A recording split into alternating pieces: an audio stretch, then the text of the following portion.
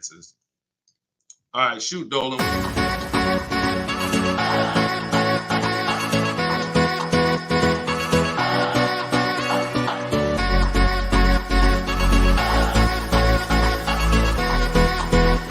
The worst possible thing you could say when you walk into a car dealership. I spent 5 years with Mercedes-Benz, 5 with General Motors, and the worst thing a person could say when they walk in is, if you could just get me to this payment, we got a deal. So your loan's probably still like 19, which means you got to pay to get out. You're upside down. It's called negative equity.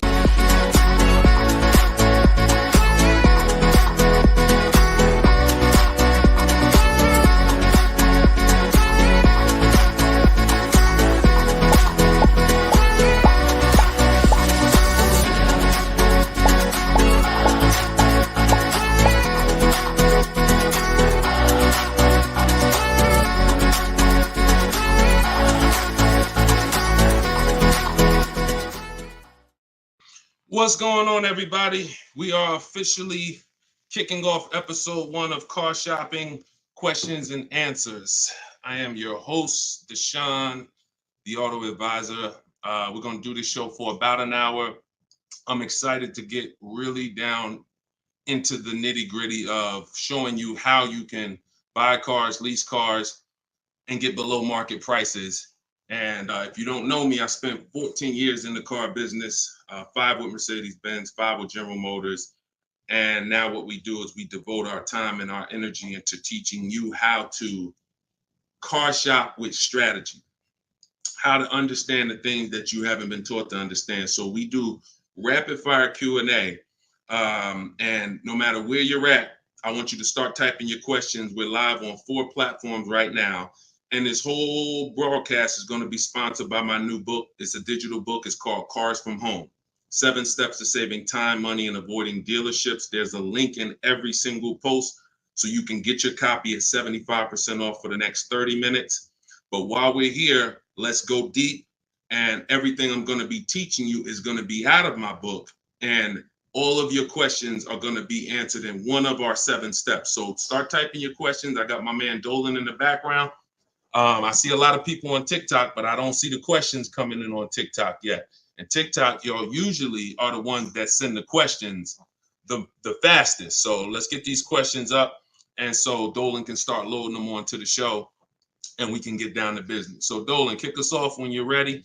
75%. Yes, 75% off is today, SS. That's from YouTube. Yes, you can get it for the next 30 minutes. It's normally $97. But it'll be in your inbox in about 5 minutes at 75% off. So let's go, Dolan. When you're ready, if we've got the first question, let's kick it off. Okay, this one's from YouTube. Hello. Thank you for all your advice. We're looking at the car on Copart, and it was a salvage title. What is your experience with these types of auctions? So I don't get into teaching about salvage titles. I'm going to tell you why. I consider that to be like foreclosures. I'm not telling you that there's anything wrong with these cars. What I am saying is they're like foreclosures in real estate, which means you should be learning from someone who actually lives that life every day, because there are many risks. When a normal person starts entering into a high risk market, the rewards could be high, but also the risks are high. So I would tell you to find someone who's buying salvage titles, buying at auction, and learn from that person. Okay, go ahead, Dolan, shoot the next one up. Okay, this one's from Instagram. I got a lease with Nissan, not looking to go back to Nissan. Should I buy it out and then trade the vehicle in for what I want? This is a great question. First of all, can everybody hit the share button? And if you're on TikTok, can y'all just start tapping the screen and light this up? Because we want to set people free, and it takes all of us to do this. It takes the people who are committed to this mission. You want to save money. You also want your friends to save money. Tag somebody. They'll thank you. So this is a great question. The only time it makes sense financially to buy a lease is when you're keeping it another 8 years. I'm going to tell you why. I'm teaching something called the 8-year rule, because what you guys have to learn is the unseen expense. The unseen expense is depreciation. That's the expense you haven't been taught to see. You haven't been taught to focus on it. It's depreciation. That's the reason why when you buy a car today for $30,000, tomorrow, if you tried to sell it, it's not worth 30,000 anymore. It's worth 25. It's worth 24, whatever. That's depreciation. So when you keep your car long term, your car's value goes down like this. But when you keep it long term, the depreciation starts to level out. When you buy your lease, all you're doing is buying a pre-owned car. That's all you're doing. Yes, it's a lease that you had, but you have to start seeing it as it's just a used car. So you want to ask yourself, should I buy a used car and then turn around and sell it? That's what you're talking about. Now, Coach Mojo, we don't buy leases. What we do is we see if we can sell them for a profit. If you didn't know you could sell a lease, I want you to type a 1 in the chat.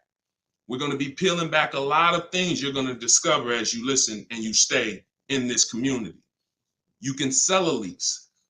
Most of you have heard of the term lease with the option to buy, but you're not familiar with lease with the option to sell. You have those rights no matter what. 9 times out of 10, we're going to exercise our option to sell. And how you sell, there's 3 ways to sell. There's 3 different types of what I call an equity assessment. This is step 2 in my book. You must do an equity assessment. If you have ever dropped your lease off to a dealership and you haven't done this, then you could have given them thousands of dollars without knowing. So what you're going to do is do an equity assessment by calling the bank, finding out how much you owe. You want to get your payoff. That's going to tell you, let's say it's $18,500. That's your customer payoff. Now what you want to do is you want to see who will pay you more than that, or at least that amount. And we don't go to dealerships for that. We go right online. This takes 20 minutes to do. We're going to go to CarMax.com, Driveway, Carvana, Kelly's Blue Book Instant Cash Offer, AutoNation, and Car Guru Sell My Car. This is going to get us 6 offers, cash offers. See, our cars are not worth what an algorithm tells us our cars are worth. Our cars are worth what a person is willing to pay for today. And when you see those numbers, that's going to tell you if you have equity versus not having equity. So the short version of your question is, Coach Mojo, you shouldn't be buying your car unless you're planning on keeping it another 8 years, because we teach something called the 8-year rule, which is if you're not keeping your car 8 years, you're not going to outlive the depreciation drop in value. So you shouldn't be buying it. You should be leasing. And I know a lot of you probably, you're well, Deshone, I was taught never lease. I was taught don't lease. I was taught don't lease. Well, you're going to find out the more you stay here, as you just dive in to financial numbers we go over, you're going to see that that's bad advice. And unfortunately, millions of people have been subject to bad advice that has been costing them money. Okay, so we'll go more into detail on that. There's only 2 ways to beat depreciation. Long-term ownership, that's our 8-year plus people. If you're keeping your cars, your next car, if your plan is to keep it 8+ years, I want you to type K in the comments for keeper. Type K in the comments if your next car, you're like, Deshone, my next car, I want to keep it at least 8 years. I want you to type a K. All right? Now, if you are not keeping your car at least 8 years, then you should be shopping for a lease, because that's how you're going to avoid depreciation. We're going to talk more about leasing, because you cannot just get any lease. You have to get what I call a good value lease. We'll go more into detail on that, but that's the foundation, Coach Mojo. Answer those questions first before you think about anything else. All right? Go ahead, Dolan. Shoot the next question up, man. Keep typing the questions, y'all. We're bringing them from all platforms. This one's from TikTok. What to do if you have no pre-approval letter, even with a 730 score? Okay, great question. We don't focus on pre-approval letters.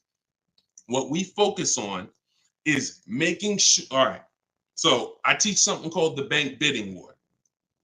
Everything we're going to do from now on is going to be a bid. Could y'all keep tapping the screen on TikTok? I see y'all running the lights up. When y'all keep tapping the screen, what it does is let TikTok know, listen, more people need to get over here, because we're talking about something that everyone needs to hear. So I appreciate y'all. Look, they're running them up. What to do if you have no pre-approval letter. So we were taught always get pre-approved. But here's the problem. People got onto it. Whenever we do something and the public starts moving in a way, the big companies adjust to it and they find a way to infiltrate it. Most of the companies that you're trying to get pre-approved from, that I'm trying to get pre-approved from, their goal is to isolate us. Something called restricted pre-approvals. I'm gonna tell you what a restricted pre-approval is and why we stay away from them. A restricted pre-approval limits where you can shop. We'll approve you, but only to shop with Carvana. We'll approve you, but only to shop with our dealer network. We'll approve you, but only to shop with a drive time dealer. Because a pre-approval is the whole purpose when you learn how we shop, which is to shop wide.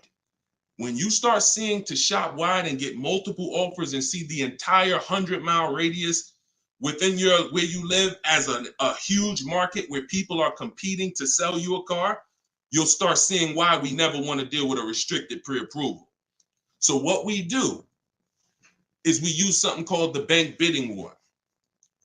The only way, how many people have asked themselves, did I get the best interest rate? Type dollar signs. If you've asked yourself ever, you bought a car and you said, did I really get the best interest rate? Type a dollar sign if you've wondered that. See, the only way to get something we call price assurance, which is to guarantee. See, these are powerful words that I want you to add to your vocabulary when you're car shopping. We need to guarantee that we got the best interest rate. How do we do that?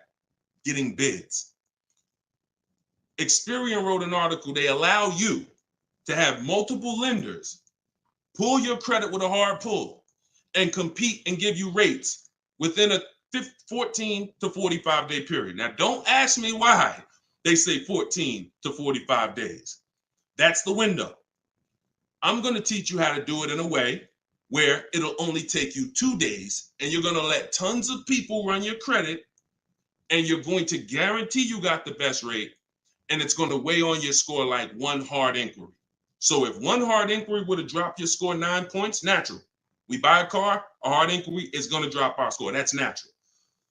But we're going to get 20 hard inquiries and it's going to drop our score the exact same way. This is how it works. You do not let anyone run your credit under any circumstances until after you find your car. In my book, I have something called the Perfect Budget Calculator. I created this tool. What it does is it's going to tell you, it's going to give you multiple goals. It's going to tell you exactly what car you can afford. It's going to tell you how to be under your max monthly payment. And you put everything you want to put in, what your max monthly payment is, we use the standard interest rate. So whatever the interest rate is at this time, we use that. Budget. The only purpose for a pre-approval is to budget. Think about some of you who are homeowners.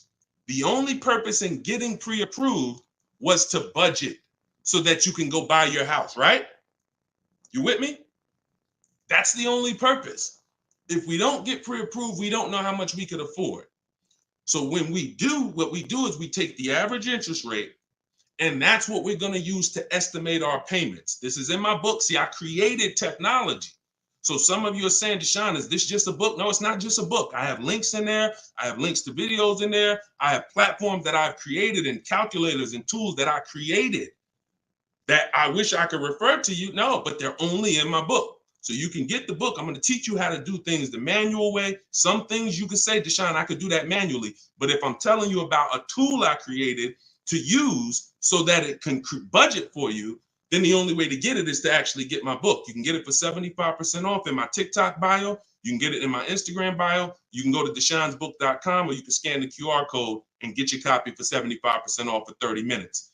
But when you budget, you know exactly how much you can spend on a car, and you go find your car under that budget. The Perfect Budget Calculator is going to give you multiple goals. See, here's the problem. When you go out shopping for a car, you notice how you have a budget in mind and you typically tend to go over it. You say, I don't want to spend any more than $500, or I don't want to spend any more than $30,000. But you usually end up going over it because you don't factor in tax. You don't factor in how long the loan, you don't factor these things in. Okay, well, how much? They said I'm pre-approved for $30,000, but what does that equate to in a monthly payment? It's broken. It's a broken system. When we go out, we find the car we're looking for. That's when we are going to now let people run our credit. Never before that. We go out, you find your best deal on a car. That's when you come home and you let multiple people run your credit and fight it out to give you an interest, to give you a loan. See, because if you open up, if you let people run your credit before this, now they're going to give you a time limit. So even this is all answering this young lady's question about pre-approvals. The reason why they're garbage is because if it's a hard pull, they're garbage, because now they've started that window that I told you about. You got 14 to 45 days and it starts to count down. Now you're trying to rush and find a car. Some of us, it might take us 3 months to find the best deal on our car. If you got a pre-approval and the time is expiring, you're shopping with your back against the wall. Second reason it's garbage is because once they give you a pre-approval, you are now tied to them and you don't have the opportunity to bid, and it's just garbage. So do what I'm telling you to do. When you find your car, that's when you're going to come home and you are going to now let people run your credit, and then you are going to let the dealer see if they can beat it. See, this is a must. I know you may have been taught, oh, I don't let that dealer run my credit. No, make them compete. The bad part is when a dealer is trying to give you an interest rate when you have no offer. That's bad. But when you have an offer, that's when he's trying to beat it. And that's a very different thing. You tell him, hey, I got 7.2 from whatever bank. That's the best offer I got. Okay. Now that dealer goes to work with their 7 to 12 bank. Hey, listen, can we beat this? And when he calls you, he's going to tell you one or two things. Hey, good news. I was able to beat that interest rate. In which case, you what? Guarantee you got the lowest interest rate. Or he's going to say, listen, I tried my best. I talked to every bank I got. Nobody could beat that rate. In which case, what? You still what? Guarantee you got the best interest rate. So the only way we're going to be able to do that is with bids. We're going to stop negotiating. We're going to start making people bid. That's what we're all about here. Go ahead, Dolan. Shoot the next one up. I'm going to try to get through these. I'm going to try to give, see, I can't do short answers to some questions. Okay, hold on. Yeah, hold on. Link to 75% off is not working. Are y'all able to click it on TikTok? Let me know on TikTok if y'all are able to access the 75% off. Okay, this one's from YouTube. My credit score is between 500 and 600. Can I still get a nice car? Great question. You should be focused on getting a great car, and you should be, all right. My credit score is between 500 and 600. Can I still get a nice car? Under no circumstances do you ever want to compromise on the car. Follow me. You are going to focus on getting a great car, knowing I'm probably going to pay more in interest. Paying more in interest is not bad considering your situation. Here's why. That can be fixed. Refinance, that can be fixed. But if you get a bad car, that cannot be fixed. So we have resources. I use a company. I refer people to LendBuzz. LendBuzz will work with people who have challenged credit. But here's what you got to know. You can't let them dictate how you're going to shop. You must have your own shopping strategy. Now, there's two situations where if you have bad credit, how many years are you keeping the car? That's the question. If it's 8+ years, then no problem. I'm going to get the best car I can find. I'm going to pay a little bit more in interest, but as soon as my credit's good, I'm going to refinance that loan. Problem solved. Second person is Deshone. I'm not keeping my car 8 years, but I need a car now. Perfect. You should be trying to set yourself up for a lease in 2 years, in which case you want to get the least expensive car that you can get a loan on. 10,000, 12,000. You're going to use that perfect budget calculator, or you just want to say 10 to 12,000. You're going to try to find a car in that range. I'm going to tell you why. In 2 years, when you go to trade out of that car, if you go and buy yourself a $20,000, $30,000, $40,000 car, you're going to have a bunch of negative equity. And what that's going to do is that's going to stop you from getting a lease. This is what people do. Oh, Deshone, I couldn't qualify for a lease, so I'm going to go out. I want to get that Dodge Charger with the big engine in it because I can't sacrifice for 2 years. I can't be out here looking like I don't have a nice car. Problem. I can't help you. But if you're willing to say, because I'm going to tell you why. I'm going to tell you why. When you get that Dodge Charger, you usually forced your way into it, bought an older one, paying a high payment, high interest. So in 2 years, when you think you're going to trade out of it and go lease, you're going to have a hard time because the negative equity is going to be so severe. And when you have that $600, $700, $800, $900 car payment, chances are you might miss one of them. This is a disaster because we can't sacrifice. So what I'm telling you to do is say, all right, if Deshaun's telling me that the best move financially is for me to be leasing because I'm not keeping my cars 8 years, I need to be getting great leases, but I can't qualify, then my mission is to qualify. That's my mission. So when I look at what that take, what did that take? That means I'm going to get a car now, and that's going to be my sacrifice car. That's going to be my car that I drive for 2 years, build my credit. It's not going to be my perfect car. My perfect car is going to be when I drive a brand new lease off the lot 2 years from now. This is my setup car. So I'm going to make sure I get a low price car where I won't miss a payment. I'm going to build that payment history. I'm going to have minimal negative equity. And then in 2 years, I'm going to make a power move.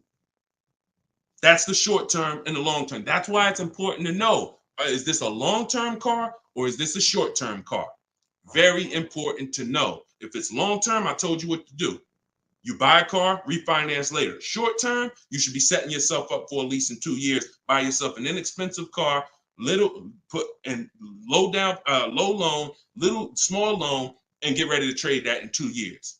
But you must get a great car in either situation. You can't sacrifice the quality of the car or the whole plan goes to hell. Your car breaks down midway, plan is scrap the plan. So we never compromise. So check this out. I see as soon as you purchase the book, I give you a support email because I do not DM me about products. Everyone gets a support email because we want to handle those issues immediately. DMs I barely see. Thank God we got 2 million plus followers. I can barely see DM. That's why as soon as you get a book, I say screenshot this screen. If you don't get that book within 5 to 10 minutes, check your spam, check your junk. Then you go and you contact support and we'll make sure we email you that copy manually. Okay, because that's what we do. Don't DM, use that support email so we can make sure we take care of you. All right, shoot the next one up, Dolan. Great questions so far. What would dealers try to sell you a car that has issues? Don't sign up for these answers. That's why does the sun rise in the east and set in the west? Some questions are not worth trying to answer. Just plan accordingly and move accordingly, knowing these things are. If the people who are supposed to be taking care of you with cars are not educating you, are not moving with integrity, then you better be educated. Remember that. If the people who are supposed to be taking care of your money, when you come to buy a car, lease a car, that's a $10,000 to $100,000 transaction, some of you. If those people are not moving with integrity, and you cannot guarantee that, a smile doesn't guarantee that, talking nice doesn't guarantee that, you better be educated. And the people who are going to move like the way we're going to move, the way you're going to move if you're listening to this, the way you're going to move if you have my strategies in my book, the way you're going to move when you learn how to car shop online and make people bid, you're going to be educated where no one can take advantage of you. You're empowered. You're the one in control. You're the prize. You're the one people are competing with to earn their business. And that's what I want for you. All right, go ahead, Dolan, shoot the next one up. Just keep typing your questions, y'all. We're bringing them in from all platforms. Hello, I put a down payment on a car 45 days ago. They gave me the keys, and now 45 days, the dealership says the bank doesn't want to do the deal. The bank says they never said that. Do I take the car back? Reach out to the bank. If the bank has an account for you, then that account is in stone. If they have your name and they have your name on an account number tied to that car, then it doesn't matter. They could be trying to bring you back and trade that car and do another transaction, which is legit if you fall for it. You get what I'm saying? If you bring that car back and switch it, then let them trade you out of that car, sell you a different car, That's another transaction. But if you have an account number with that bank, then that means that bank is that deal is signed and sealed. That's what you got to make sure, Empress. Go ahead, shoot the next one up, Dolan. This one's from Facebook. I'm about to begin the process of buying a car from a dealership. They're offering me a lowered payment if I go with one of their lenders. Are there any ways to save on this deal? So, have you gotten bids? See, did they look? You were programmed to be loyal to dealers. I'm from the industry. I was in the industry for 14 years. I'm teaching people all around the country. We have over 8, close to 8,000 customers that have used our stuff and used our products since 2021. We have data from all around the country. There is absolutely no way that you're going to get your best deal ever focusing on one dealer. That would be like you going into a supermarket and say, hey, no matter what the price of this item is, I'm only buying it from this brand. Or you saying, oh, I'm gonna buy a TV. No matter what I'm just gonna walk into Walmart and whatever the best price on the TV is that I see, I'm just gonna take that. I'm not gonna look online, I'm not gonna look on Amazon, I'm not gonna look on Best Buy. I'm just gonna walk into one store committed to try to get a deal with that store. That's the same thing you're doing. Could y'all keep running the likes up on TikTok, keep tapping the screen? If you're getting value out of this, I appreciate it. We don't do that anymore. That is a recipe. And look, I'm going to tell you something, and I hope you don't take offense to it. Our grandparents shopped like that. In what way in 2024, 2025, almost, 20 years, 30 years after the internet's being invented, you're still shopping like our grandparents shopped? Does that make sense? It makes sense when you're like, yeah, Deshone, that's what I'm doing. But it doesn't make sense in the grand scheme of why am I doing this? It's because that's what you were taught to do. That's why I represent unlearn, relearn. You can't win with what I teach unless you're willing to scrap all that bad knowledge. We don't buy from one dealer. 3 transactions that people have been, I'm gonna break this down real quick in literally a second so y'all understand. There's 3 transactions that you've been taught to give to car dealers. 3. Buying your car from them is one transaction. Who you get your loan from is another transaction. Who you sell your old car to is a 3rd transaction. And many of you have been taught to give the dealer all 3. Meanwhile, there are people who only want to give you a loan. They don't sell cars. They want to compete for your loan. There's other people who want to buy your old car. They don't sell cars. They want to buy your old car. Y'all get what I'm saying? Type a Y for yes, if you're understanding that you have to start breaking these transactions into their own transactions. You can't maximize and guarantee you're getting your best deal mixing 3 transactions or 2 transactions into one. You can't do it. We're breaking them up. And now once we break them up, how do we guarantee we get the best offer in each one? Bids. So you understand? So what we're doing is we need to see our old car, our old lease, our old car that we have that we're replacing. Who I'm going to sell that car to is one transaction. And whoever's going to win the bid gets the car. Who I'm going to get my loan from, that's another transaction. And whoever wins the bid gets my loan. Who I'm going to buy my car from, that's another transaction. And who's going to win the bid gets the car, gets to sell me the car. And we do this in 60 minutes. See, what you're going to see, watch this. Let me show you Frina. Frina just picked up her Jeep last week. Look at the deal she got. This is why you're never going to get these deals walking in the dealers. You're never going to be able to guarantee your best deal walking in the dealers. You're going to sit at home and be in control. Look at Frina's deal. She said, look, I'm a proud graduate. Cars from Home that's our video library. And, like I said, I coach people all around the country. She said, I picked up this baby yesterday. Look at the date. 2024 Jeep Grand Cherokee Anniversary Edition. Followed the program, used all the scripts. I have scripts in my book. I have scripts that we don't talk. Because if you have to talk, you run the risk of messing something up. No offense. I'd rather you type. If you'd rather type than talk, Type of 1. So contact the dealers, seal the deal, $579 a month. Look at the MSRP on this car. She got a hybrid one, $65,000 vehicle, almost 66. Her best deal, who won the bid, was a 0.88% lease. That is unheard of in the world. See, I teach something called the 1.5% rule for knowing when you're paying too much for a lease. The 1% rule has been around since way before I even got in the car business. If you could lease a car for 1% of the MSRP, no money down, no money out of pocket, you stole a car. This is 0.88%. I owe it all to Deshone. Without this program, I wouldn't have had the tools to shop from home. Shopping from home the right way is how you're going to win. Some of you may have tried, Deshone. I tried. It seems hard. Yeah, because once the internet was invented, internet salespeople got invented. And internet salespeople are trained to make it hard. They got to make money. And what they're going to do is they're going to make it hard for you to get a deal done, because half the time you don't even know the information you need to give them to get a quote. Hey, I got to give you where I work at. See if I qualify for any rebates. I got to tell you what cars are in my household. See if I qualify for any rebates. I got to tell you, what affiliations I have.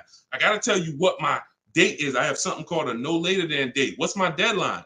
Hey, I could buy a car, Deshone. I don't need a car for about 3 months. Should I start shopping now? Yes, you should. Because if you get in the market now and you can buy a car today, but you don't need it for 3 months, that's called leverage. See, most people walking in the dealers, they're like, hey, I need a car this week. I need a car today. That means the car that's coming 6 weeks from now, they can't benefit from that. You can. But you got to learn how to give this information. And this is why when you try to shop online, you have a hard time, because you don't know. You're defensive and you're like, I'm not giving a dealer what they need, but I'm also not staying in a position where I don't give them too much information where they can use it against me.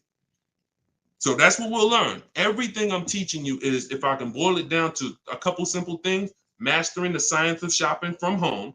That's why my book is called Cars from Home, 7 Steps to Saving Time, Money, and Avoiding Dealerships, and making people bid for your business. We can sum that. Once you master those 2 things, you're going to save more money in 60 minutes than you ever saved going in the dealers 2, 3, 4 times, spending hours in there. And you're going to have price assurance, which is guaranteeing that you couldn't have saved any more money. That's what Freenah has. That's what I want you to have. Go ahead, Dolan. Shoot the next one up, brother. Keep typing your questions, y'all. We're bringing them in from all platforms. Let me bring Freenah's pick down. All right, perfect. Shoot the next one up. All right, I'm trying to fly through these, y'all, but I can't give short answers. You get what I'm saying? I got to give you the full answer. Can you get a great deal on the lease vehicles on a Range Rover? Okay, great question. You can't control the lease program. The lease program is what's going to dictate when the dealer wins the bid. Let's say a dealer, I always teach, when you start getting bids on a lease or on, you should see about at least a $3,000 to $5,000 difference from your best offer to your worst offer. Now, sometimes it's more drastic than that. You're doing it, you'll see a $7,000 difference from your best offer to your worst offer, but you need to see a spread. I'm going to tell you why. 80% of dealers are overpriced. So when you start getting offers, if you don't get enough offers to where you see that spread, you haven't gotten enough offers. I teach you need to get at least 5. In my book, I have something called the 25 to 5 strategy. So once the whole purpose of a bid is to find the dealer that's willing to discount the car and sell the car lower than all their competitors. And if there's any rebates, to disclose them to you. That's only going to come through bids, because you don't know who you're dealing with. An 80% dealer is not going to tell you all the rebates. An 80% dealer will tell you, okay, yeah, there's no rebates, but there actually is. 80% dealer is going to say, all right, yeah, there's $1,000 rebate. Hey, but there's actually $2,500. So you can't depend on an 80% dealer. You have to get multiple offers and reveal who the actual dealers are who is going to win the bid. Now, once that happens on a lease, the lease program is in the background. And if the lease program is trash, then you're going to be over 1.5%. And over 1.5% means the payment you're paying, when it's more than 1.5% of the MSRP, that means you're paying too much for a car you're giving back. See, I was concerned to start making lease videos because I knew when people started finding out how good leasing was, they were going to just go into dealers and say, hey, work me up a lease. Problem with that is, if you don't know how to get a great lease, you're going to get a bad lease, sign up for it, and it's still going to be better than your history of purchasing. So you're going to think you won, but you left thousands of dollars on the table. So I don't want to teach you about going after leases until you learn how to get multiple offers so you can reveal the best deals. But what we do is we always with leases have 3 options because we can't control the lease program. And if we can't control the lease program, we need to have a bet. Because look, y'all, there's tons of companies out there that are offering bad leases and people are signing up for them, especially some luxury brands. Every car has a different lease program. Luxury brands will say, hey, we're going to put a bad lease out there because we know we can ego sell people, which means, hey, come on, Mr. Jones, come on. How long you been driving Range Rovers? Man, I've been driving them for 12 years. All right, well, come on. You really gonna leave Range Rover over a couple dollars? Yeah, but I mean, the lease seems kind of high. It seems like, I'd be better off buying the car. No. If you don't know that, they're going to ego sell you. So until people stop signing these bad leases, we are not going to get to the point where some of these banks say, all right, we got to stop with the bad lease deals. Now, conversely, opposite end, there's phenomenal lease deals out there. Like Yusufrina. I'll show you a couple more before we jump off the show. So it's harder to get a great lease deal because there's a lease program. It's easy to get a car if you're buying brand new through bids. Easy to save thousands of dollars. But we can't dictate the lease program. And we're not going to sign I will never say to you, sign a bad lease. Dealer will tell you, oh, look, I'm beating all my competition. Phil, man, look, I'm saving you like $6,000. Man, I wish I could lower the payment, but the lease program's not good. That's okay. That's why it only takes us 60 minutes to get these quotes. We don't want to spend hours to find out it's a bad lease program. We pick a car, we get our bids. Within 2 days, we're going to know if it's a bad lease program, in which case we move to our Plan B vehicle. Okay? So everything I'm teaching is out of my new book. It's called Cars from Home. It's a digital book. It's called Cars from Home, 7 Steps to Saving Time, Money, and Avoiding Dealerships. Your goal is to master the science of car shopping from home and to start making people bid for your business. All right, that's everything it's going to show you in 7 steps, and you can get it for 75% off in my TikTok bio, or you can get it in my Instagram bio, or you can get it in my you can go to deshonsbook.com or scan the QR code. Go ahead, Dolan, shoot the next one up. This one's from TikTok. How do I get out of negative equity? 3 options for negative equity. That's it. And after I tell you these 3 options, I need you to know the cause. The cause is super important because I can give you a Band-Aid, but if you don't know the cause, you're going to continue to be in trouble. 3 options. 2 lead to a new car. 1 doesn't. Negative equity is the bad credit to people with good credit. Because if you have too much, it will stop you from getting your car. So your first option with negative equity is to pay it off. Here's what happens. You want to use that equity assessment process that I told you about a little while ago. You're going to call your bank, find out what you owe. After you find out what you owe, you're going to go to those websites I mentioned, CarMax, Driveway, Carvana, Kelly's Blue Book Instant Cash Offer, AutoNation, Car Guru, Sell My Car. That's going to give you 6 cash offers. These people are bidding on cars every day. They usually put their best offer out there. In 30 minutes, you'll have 6 offers. They pay more than dealers on average. In fact, 2 or 3 of those bids you're going to get are actually from dealers. So it's a nice mix of offers. 3 of them are from online car buyers, CarMax, Driveway, Carvana. 3 of them are from car dealers, local car dealers. So it's a nice mix, but they're bidding. That's going to lead to the least amount of negative equity because remember, when you get bids, you're getting the most value. You're getting the most savings. You're getting the most money when you are getting bids.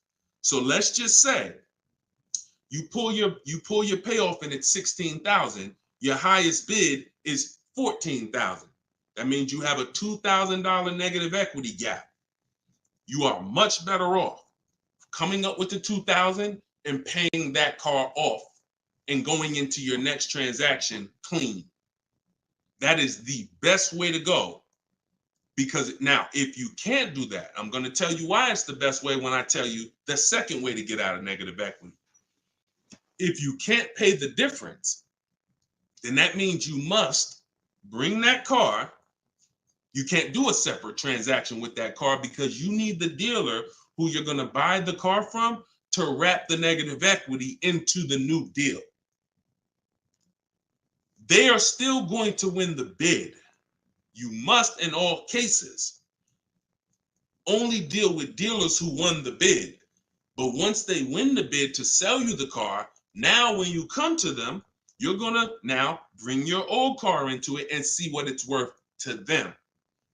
When you see what they can pay for it, you're going to see in most cases, it is not going to be the highest number you got from the online buyers. So if the online buyer's highest number was 14, maybe that dealer can only pay 12,200, 12,500. And you might say to them, hey man, but CarMax was offering me this. They're not going to be able to match it in most cases. It's just not possible because they can't win both bids. If you start buying cars for the most money, selling cars for the least money, it won't take you long to be out of business. That's probably what happened to Vroom. They were buying cars for the most money and then trying to sell them, and they weren't able to make the profit. So we must separate the process, but if you can't pay the difference, you now must bring your old car into the process after a dealer wins the bid, introduce them, hey, this is the car. Now, they've already won the bid. They beat all their competition to sell you a car. So they've already proved they're a 20% dealer. Now you're bringing your old car, and you're going to see, Dad, if I would have sold it to them, I would only had 2,000 negative equity. But bringing it over to this transaction, I actually got like 3,700 negative equity. And there's nothing we can do about that. That's why I said the plan A is always, if you can cover the difference, cover the difference. If you can't, that's your only option. Now, here's the third thing. I told y'all 2 things lead to a new car with negative equity, 1 doesn't. If you have too much negative equity, you have to understand loan to value ratios. Loan to value ratios have nothing to do with credit scores. That's why I call negative equity the bad credit to people with good credit. When you bring your negative equity over, the bank is only going to lend a certain percentage above the price of the car. So if the price of the car is 30,000 and you have good credit, the bank might only lend 36. They might only lend 20% more, 25% more than the price of the car. So if you're coming over and you're trying to do a no money down deal, which is what we do, we shop with no money down. If we can make no money down deals and we can get the car payment to where we want, if we can get the whole deal to where we want with no money, that's what we do. It's different when interest rates are higher. We typically put more money down to avoid paying more high interest. But when it comes to us shopping, we always shop with no money down. So if you're trying to do a no money down deal and you are trying to bring all this negative equity over and trying to not just finance the price of the car, but the tax, the fees, and negative equity, you run the risk of blowing out the loan to value ratios, in which case you're not going to be approved. You could have a 900 credit score. They're going to tell you you got to put money down because you can't finance all that negative equity. So it depends on how much.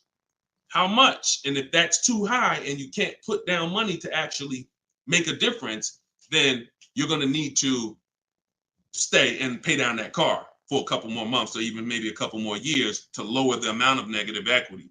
So that's how you get out. That's all in my book. 3 ways to get out of negative equity. But what you got to know is the cause. Only legitimate reason for negative equity is because you had an emergency and you had to switch cars. Now, if we go by things that can be prevented, like Deshone, I bought a car, it's breaking down. Well, that means you bought the wrong car. We can prevent that with knowledge. Now, if you say, Deshone, I just wanted a new car and I switched it, that's costing you. And because you don't understand leasing, see, 90% of the time, 10% we give to emergencies. Deshone, man, I had a sedan, then I had twins, I had triplets. I need to get an SUV. I got to switch the car. Understood. Legitimate reason. Switch the car, stay in it long term, pay off, and keep the car. But 90% of the time it's you don't understand leasing.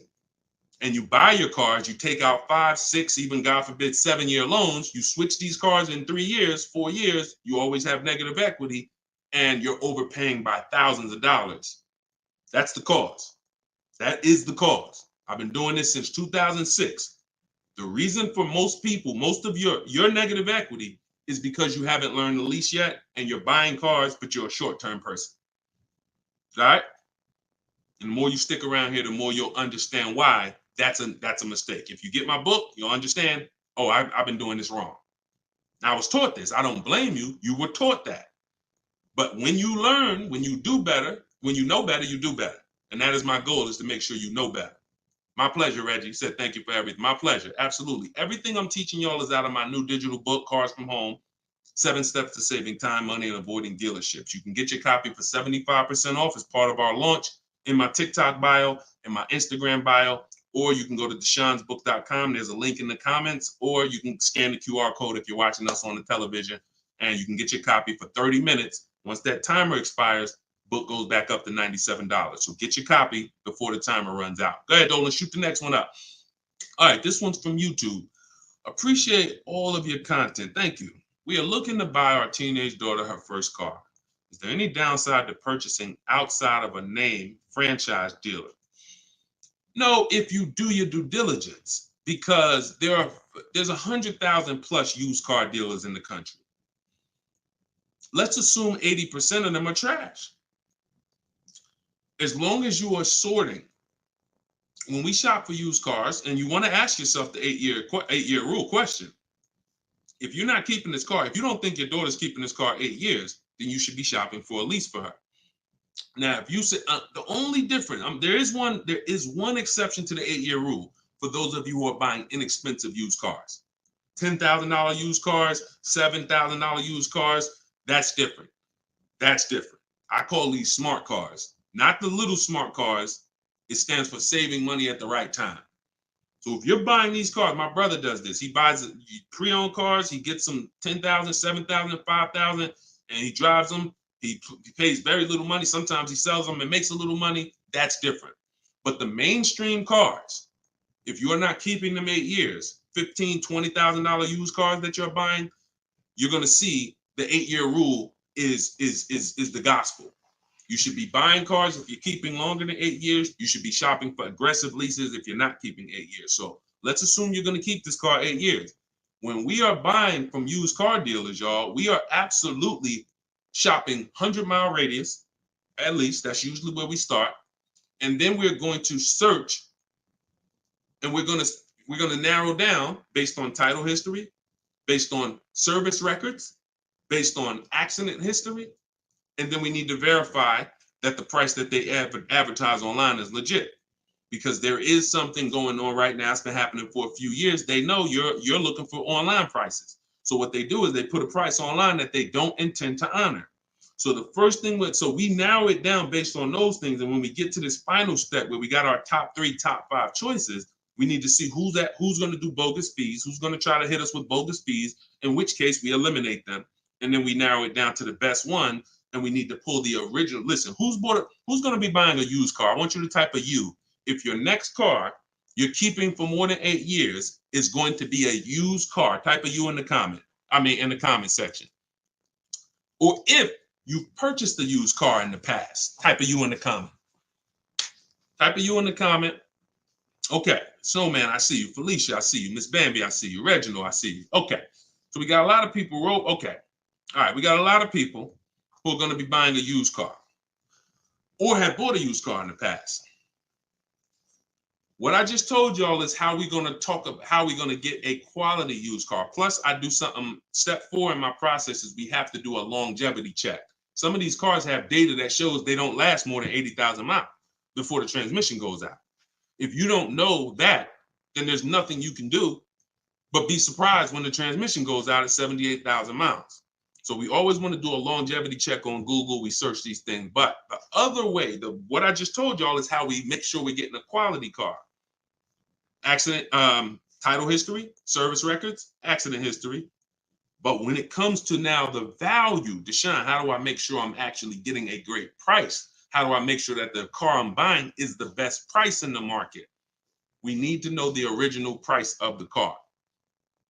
We need to know what the car was brand new. Because what you've been taught is to focus on what the website tells you. Is this a good deal? Great deal, below market.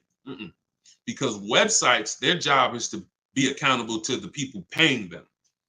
And if they were telling you that this car that you're looking at for $30,000 was originally $38,000, and it's actually only being discounted $8,000 from when it was brand new.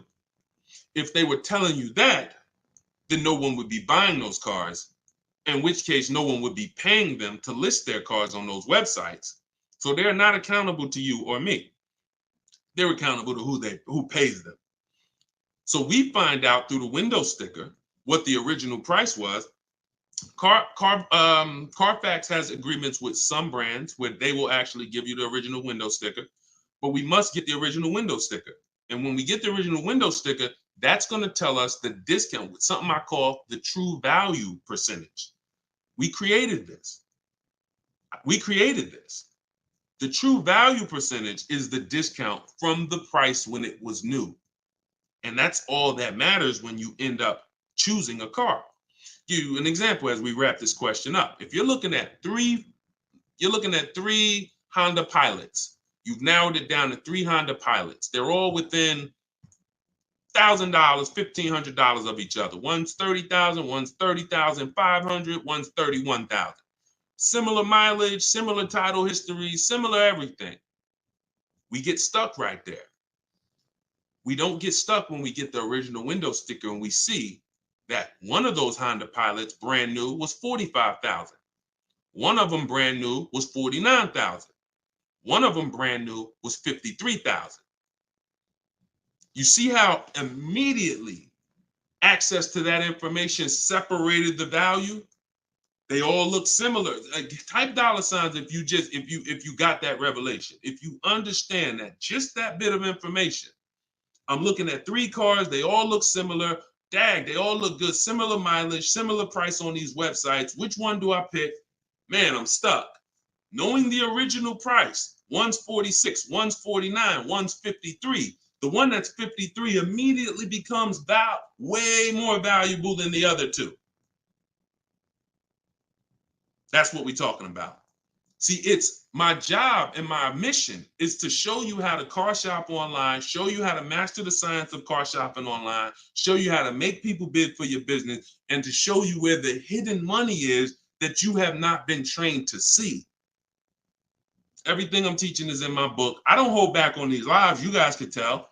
But if you're like Deshone, I want all this information in one place. I want to be able to use this as my car shopping Bible for the rest of my life. Digital book, Cars from Home, 7 Steps to Saving Time, Money, and Avoiding Dealership is in avoiding dealerships in my TikTok bio, in my Instagram bio, and it's 75% off as part of our launch. Get your copy, use it, and win. All right, let's go, Dolan. Shoot the next one in. Great questions today. Let's go. Keep typing them, y'all. We're going to try to get through as many as possible. How many miles can you drive a leased vehicle? Great question. Many of you were taught that you have to take what they give you. Or some of you were taught they only do 10,000 miles a year on a lease. All of that was bad information. You pick the mileage on your lease, and there are leases that go up to 30,000 miles. Now, some of you might say, well, who drives 30,000 miles a year? Who drives 25,000 miles a year? If you drive 25 or 30,000 miles a year, type HM in the comments for high mileage. So when you think about that depreciation curve that I told you about, your car's value normally, if you're a normal driver, your car's value goes down like this. If you're a high mileage driver, your car's value goes down like this. And so the mission is always to avoid the unseen. This is the unseen expense. I want you to always keep this in mind, because as long as you keep this in mind, buying versus leasing is going to be paramount to you, because you want to avoid this. If you're buying cars 2, 3, 4, 5 years, switching them out, you're switching them out when they're losing the most value. But long term, the value cools off, the depreciation levels out. You don't lose as much value over the years. Some of you have cars that's been outside for 8, 9, 10 years. That car is going to be worth about the same amount it's worth today, a year from now. You've won. That's the goal, to get to that level. If you're buying, if you're like Deshone, I'm not keeping a car 8, 9, 10 years. I'm not going to ever reach that level. Then you should be shopping for leases to avoid the depreciation hit. So when it comes back to 83rd degrees question, you can tailor a lease up to 30,000 miles a year if you want. And here's where I learned this. I was a manager at Hyundai for 6 weeks. Guy came in. He was returning his lease on a Hyundai Sonata. I was doing the lease return for him. And I said, hey, you leased this? He said, yeah, I always lease. I'm in sales. I'm on the road every day. I used to buy my cars. And, you know, I would have a bunch of negative equity all the time. I was just losing thousands of dollars every time I went to replace the car. It wasn't worth what I owed on it. And I just kept rolling over. I stopped doing that when I found out about leasing. Now, same time he's telling me this, I know that I've also sat with people who came in with high mileage with 10, 15 grand of negative equity. So what he's telling me, I've experienced. And I'm trying to help these people and dig them out of this hole and help them get another car, but they have a ridiculous amount of baggage from the old car. So he told me that, and I saw his payment. And I said, man, this payment is only like $175 a month more than a really good deal on a regular lease. And so from then I understood. I'm going to teach people that you need to understand, if you get a great lease deal and then you bump the mileage up from 12,000 to 22,000 or whatever you need, you're going to pay thousands less than if you bought the car and just took that depreciation hit. You bring that car back with 75,000 miles in 3 years, the car is worthless, but you still owe $17,000 on it. That's the difference. So leasing mileage, you pick it, and you can customize it up to any amount. But we always shop for 12,000 miles a year. Always. We don't shop for high mileage leases. When we get our quotes, if you're using what's in my book, the 25-to-5 strategy, we get our quotes with 12,000 miles a year. And once somebody wins the bid, then we convert the bid. We tell the winning dealer, hey, could you show me what the payment's going to be with 18,000 miles a year? And then we customize the lease. If we're going to do any down payment, we always customize after we've identified the winning dealer. Great question. Great question. Go ahead, Dolan, shoot the next one out. Great questions today. All right, keep typing them, y'all. What advice would you give a first-time buyer who doesn't want a car note? Then go save up your cash and go get the best car you could afford. But why is it we always, Whitney, just send an email to support. If you're having trouble getting your book, just send an email to support. We'll send you a copy manually. Oftentimes it's a little one letter's different in the email. So that's why as soon as you purchase, I always give you that support email so that we can make sure you get your book. Okay? But what advice would you give to a first-time buyer who doesn't want a car note? Save up your money, get the best car you can afford. But here's what I want to ask you. Why is it that the only time we want to avoid a monthly payment is with a car? We don't say to the electric company, I don't want a monthly payment. We don't say to the water company, most of us who are buying a house, we have a mortgage. Most of us who are renting, we pay rent every month. Why is it that the only thing that we say we don't want a monthly payment on is a car? Why? Now, I'm not telling you paying cash for cars is bad, but I'm telling you that if you're dealing with a mindset that is, I'm going to pay cash and save up and get a car that is less than a quality car because I don't want a monthly payment. So I'm going to get a car, save up, scrape together some cash and get a car that is less than I could actually get if I used a little leverage, little loan. See, there's something called over leveraging. I'm going to take a 7-8 year loan to afford a car. That's called over leverage. That means you're trying to get a car that you truly can't afford, but you're going to use the bank's money to actually do it. That's over leverage. That's like going in and saying, hey, I'm going to get a 50-year mortgage because I don't want to buy a $300,000 house, $400,000 house. I want to buy a $600,000 house. So I'm going to get a 50-year mortgage so that I could afford the monthly payment. When you do this, when you do this, there's, again, cash buyers. Nothing wrong with that. But I'm concerned with the mindset, the reasons why. Because the reasons why it makes sense to pay cash is to avoid the interest if interest rates are high. 7, 8, 9%, you want to pay cash? Great. But there are people who come into the dealer. I was blessed to work in some very affluent towns, white collar and blue collar towns. So I had people making 30, 40,000 a year. I had people making 30, 40,000 a month. And what was interesting to me is those who were able to afford paying cash for the car could write a check, because when I would ask them, how are you going to pay for the car? They would ask me, well, what are the rates? If I had a 0% interest rate or 1% or 2%, if their money was making money for them, they wouldn't put it into the car because they see the car as a depreciating asset. What does that truly mean? When I put 30,000 into the car, what is my 30,000 worth to me in 5 years? Let that sink in. Anybody who's paying cash for a car, if you're bringing money out of stocks where you're getting 8%, 7%, 10%, bringing it out of real estate where you're getting 10%, 12%, 15%. When you put that 30,000 in a car, what's that car worth in 5 years, y'all? What is a $30,000 car worth in 5 years? Average miles, 60,000 miles driven on it, 30,000. What is it worth in 5 years? Throw some numbers out there. Throw some numbers out there. Let's see. See what we come up with.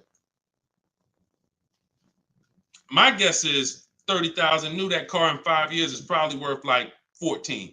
Okay, Pink Butterfly said 13. 19 is too generous, I think.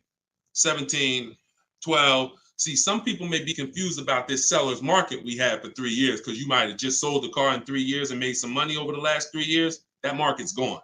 So you might have really said, Deshone, I bought a car for 30 and I sold it in 3 years. I sold it in 2022 and I got 23 for it.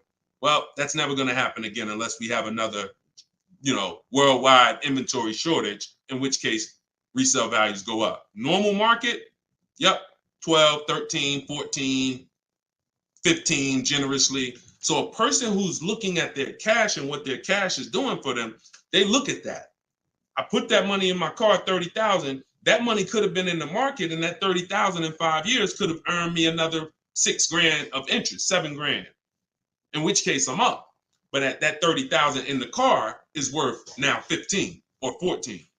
So these are the things. I don't teach one size fits all. I teach custom. I teach it depends on what you're doing with your money. If your money's invested and interest rates are low, then leverage a little bit. If your money's not invested and you're like, Deshone, I got my money in the mattress, I got my money in the bank, I'm not really doing anything with it. All right, pay cash, keep things low. Keep things low. If interest rates are high, pay all the cash, higher down payments, get the loans out of here faster. That's why, see, one size fits all car buying advice, I hate. That's what has failed you. This one size fits all formula. Everyone should do this. Everyone should pay cash. Everyone should get a used car. That one size fits all, no one should lease. One size fits all formula fails every time because it doesn't take into account real finance. All right, go ahead. Great question. Go ahead, Dolan. See, and I'll answer the question and then go into a little spin-off answer. All right, this one's from Instagram. If I want to keep my car for 8 years, should I finance the car? Absolutely. The goal is to get the best car and the best value. So if you can't pay cash and you say, I want to get a better car, what I teach is when you start budgeting, you are going to now see, can I get a new car or is my budget for a used car? The goal is to get everything you need. And really, if you could get everything you want, even better. What's the difference, Deshone? Well, needs is I gotta have 3 rows because I got 4 kids. Needs is I need a car that has enough power to get me on the highway because I'm on the highway a lot and I can't have an underpowered car. That's a need. A want is, I want the leather, I want the big sunroof. So you must get all your needs at all times. You cannot sacrifice needs. I want y'all to put these two things into very important buckets, needs and wants. Needs and wants is the goal. Once the budget gets compromised, once you get out there, if you see I can't get the car I want with everything I need, everything I want, the wants have to scale back. The wants have to scale back, not the needs. I had a woman walk in the Mercedes when I was there, and she was like, hey, I want the big truck because I got kids. I need the 3 rows. And once we worked out the deal and the numbers, she saw the numbers and she was like, oh, that's above my budget. But what about the 2-row one? What about the smaller one? I said, didn't you say you need 3 rows for the kids? Yeah, you're right. You're right. See, she's about to take a need out to get a want. Does that make sense? So needs and wants are the big things. Needs will make you switch the car because you didn't get what you need. And when you switch the car, you lose money. So when you didn't get what you need, you will switch the car and lose money. If you didn't get what you want, that's easier to bear. Needs is like from day one, this car is not doing what I needed to do. So we must get our needs first. And that's what we talk about. So then you choose, can my budget get me a new car or a pre-owned car? And once you make that decision, you just go out and you're now shopping the market. I use, in my book, I have something called the multiple marketplace strategy. This is when we shop for used cars. We're on all the marketplaces. We're seeing the whole market as one big marketplace. Everywhere cars are, we are looking and we're narrowing it down to our best, top 3, top 5. And then we're taking one across the finish line. You can't get below market deals on a used car until you see what the market is. See, let me go deep on this for a quick second. The goal for me, if you're learning from me, your goal is to get below market deals, below market leases, below market. You saw Freena's lease. That's a below market lease. That's not a lease that you see advertised that people are getting. So below market pre-owned cars. In order for you to get a below market pre-owned car, you got to know what the market is. So sometimes you're going into one dealer and you're looking and saying, okay, let me negotiate with him. That's a mistake. You don't know what the market is. When you see the low side of the market on a used car, now you're able to see, again, if you're shopping the right way, there's always a spread because there's always people untrained who are going to pay the higher prices. They're going to walk into those dealers. They're going to go back and forth, take $2,000 off. They think they won, but you were negotiating with one of the higher price dealers. So because he took $2,000, $3,000 off, you think you won, but you were at the wrong dealer to begin with. So once you actually see the low side of the market, we zero in on that. And we zero in on that, and we look to take one of those deals across the finish line. Can't get below market deals if you don't know what the market is. That's why when we look at used cars, we're not looking to buy the first day.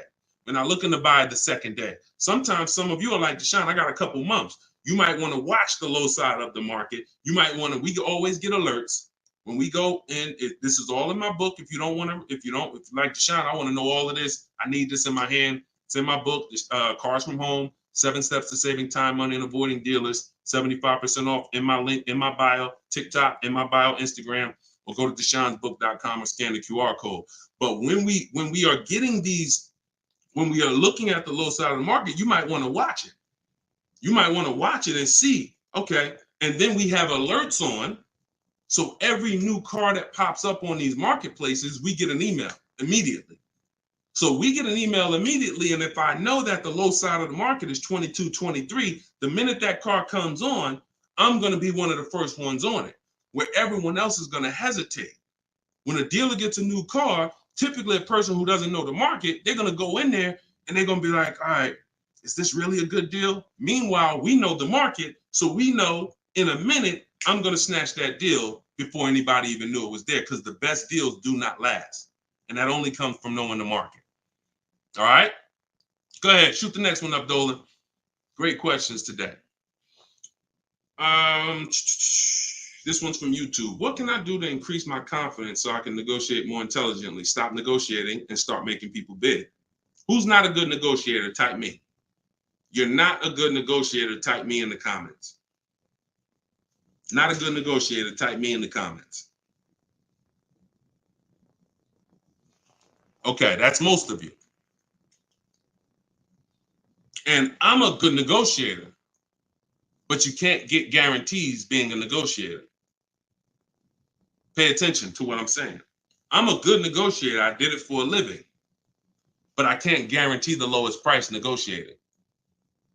The lowest price only, the guarantee of the lowest price. I could be a good negotiator. Negotiator is always going to leave wondering, if you go back and forth with somebody, back and forth, back and forth, back and forth, you always leave wondering, could I have gotten a little more? That's not a guarantee. That's not price assurance. Bids, guaranteed, because I'm getting 5 to 7 offers. I'm having, in my case, I teach the 25 to 5 strategy. We're connecting with 25 dealers. We're getting 5 to 7 bids. Whoever wins the bid, win. That means you beat 25 dealers to earn my business. That means I guarantee that I paid the lowest price and I don't have to talk. That's why in my book are scripts, online scripts. That's the one part that I can't teach you. I can't teach you. It's not that I'm holding back. I can't teach you what my scripts are that are copy and paste. When they say, hey, when can you come in? My script says, hey, well, I'm actually going to be handling my whole transaction online. Oh, actually, well, we don't quote online. Okay, that's not what other dealers are saying. Should I remove you from my list? See what I'm saying? When we're copying and pasting and we know what to say to everything they're going to type, now we move things forward. We keep it on our agenda. This is all in my book, in my video library. This is what the people who have learned from me for the last 3 years have been doing. That's why you see people like Frina. That's why you see people like Pierre, got himself. He came in, got a 22 CX5. Very big thanks to Deshone the Auto Advisor, educating and empowering me to control the entire purchasing process. The perfect budget calculator really helped me figure out what I could realistically afford. With the true value percentage, we talked about that earlier in the show. Everyone purchasing a used car, true value percentage is what we use to make sure we win, price-wise. I spotted the best deal, 6 similar listings, saved over 20% off the original MSRP. I also shop for my own financing. See how we break these transactions down? You see how he's breaking the transactions down? That's how we get bids in each category. Also, I shop for my own financing, got the dealer bank to match it. See? So we're not doing the shop for my own. Oh, I'm not going to let that dealer run my credit. He knows the bank bidding war. The bank bidding war is all these people are going to bid. So I guarantee I got the best price on my used car I bought. I guarantee I got the best loan because the dealer couldn't beat it, but they were able to match it, which means it saved me the time. I didn't have to go through that. And the dealer, see, we guarantee. That's what I want for y'all. And the icing on the cake, learning about bogus fees and walking away from dealers not willing to remove them. Now, the walking away, he's talking about not physically. He's talking about next, not physically, because we're home. We're not going into dealers walking away. Some of you said, Deshone, if I don't get a good deal, I just walk away. That means somebody wasted your time. And when you walk away, you still need a car. So you're not hurting the dealer when you walk away. Someone's going to buy that car, even if it's overpriced, and they're going to look at you and say, well, you still need a car, so it's really your loss. When you learn to do this while you're in your living room, you'll understand I don't need to walk away ever because I'm in control. No one's going to waste my time. And this only comes from mastering the science of shopping from home. That's why my new digital book is called Cars from Home, 7 Steps to Saving Time, Money, and Avoiding Dealerships. Go get your copy for 75% off. Use it. Everything is in there, from high mileage driving strategies to leasing to giving you a video to help you understand leasing. Some of you are like, Deshone, I was taught all my life never to lease. If that's you, type me. What you're going to see is I link you to a video from the Cars from Home library where I actually break down for you leasing versus buying. So by the numbers, so you can understand. Some of you that's what it's going to take. You've been programmed so bad about leasing, you need to see it by the numbers to understand that this is costing me money, not understanding this. So that's in there. Purchasing, high mileage driving strategies, links for people with bad credit, and how you're going to get your cars even with bad credit. It's all in there. Get your copy for 75% off for the next 30 minutes. Once the timer expires, it goes back to $97. And win. Use it and win.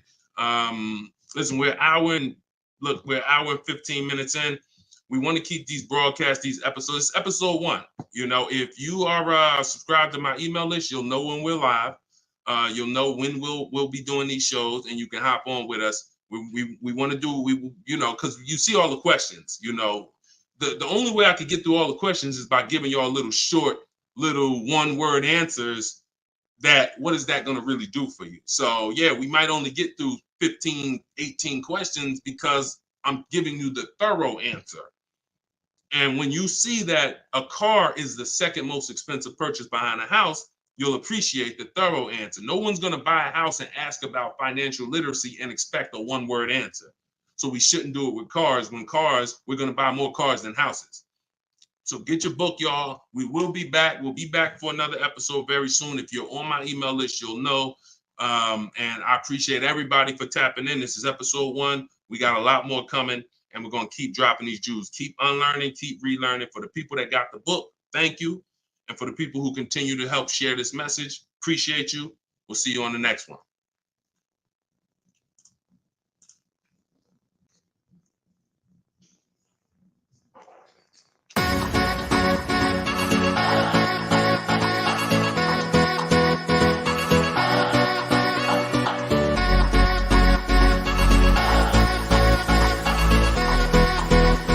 The worst possible thing you could say when you walk into a car dealership. I spent 5 years with Mercedes-Benz, 5 with General Motors, and the worst thing a person could say when they walk in is, if you could just get me to this payment, we got a deal.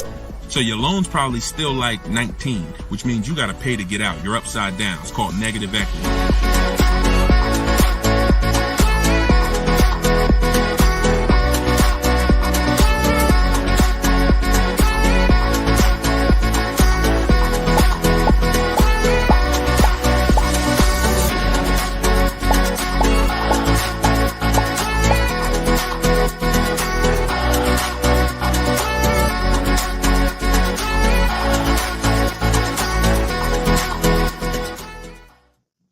What's going on, everybody? Welcome. How's audio? Give me a 1 if audio's clear. Welcome back to Car Shopping Questions and Answers. This is episode 2. I'm your host, Deshone the Auto Advisor.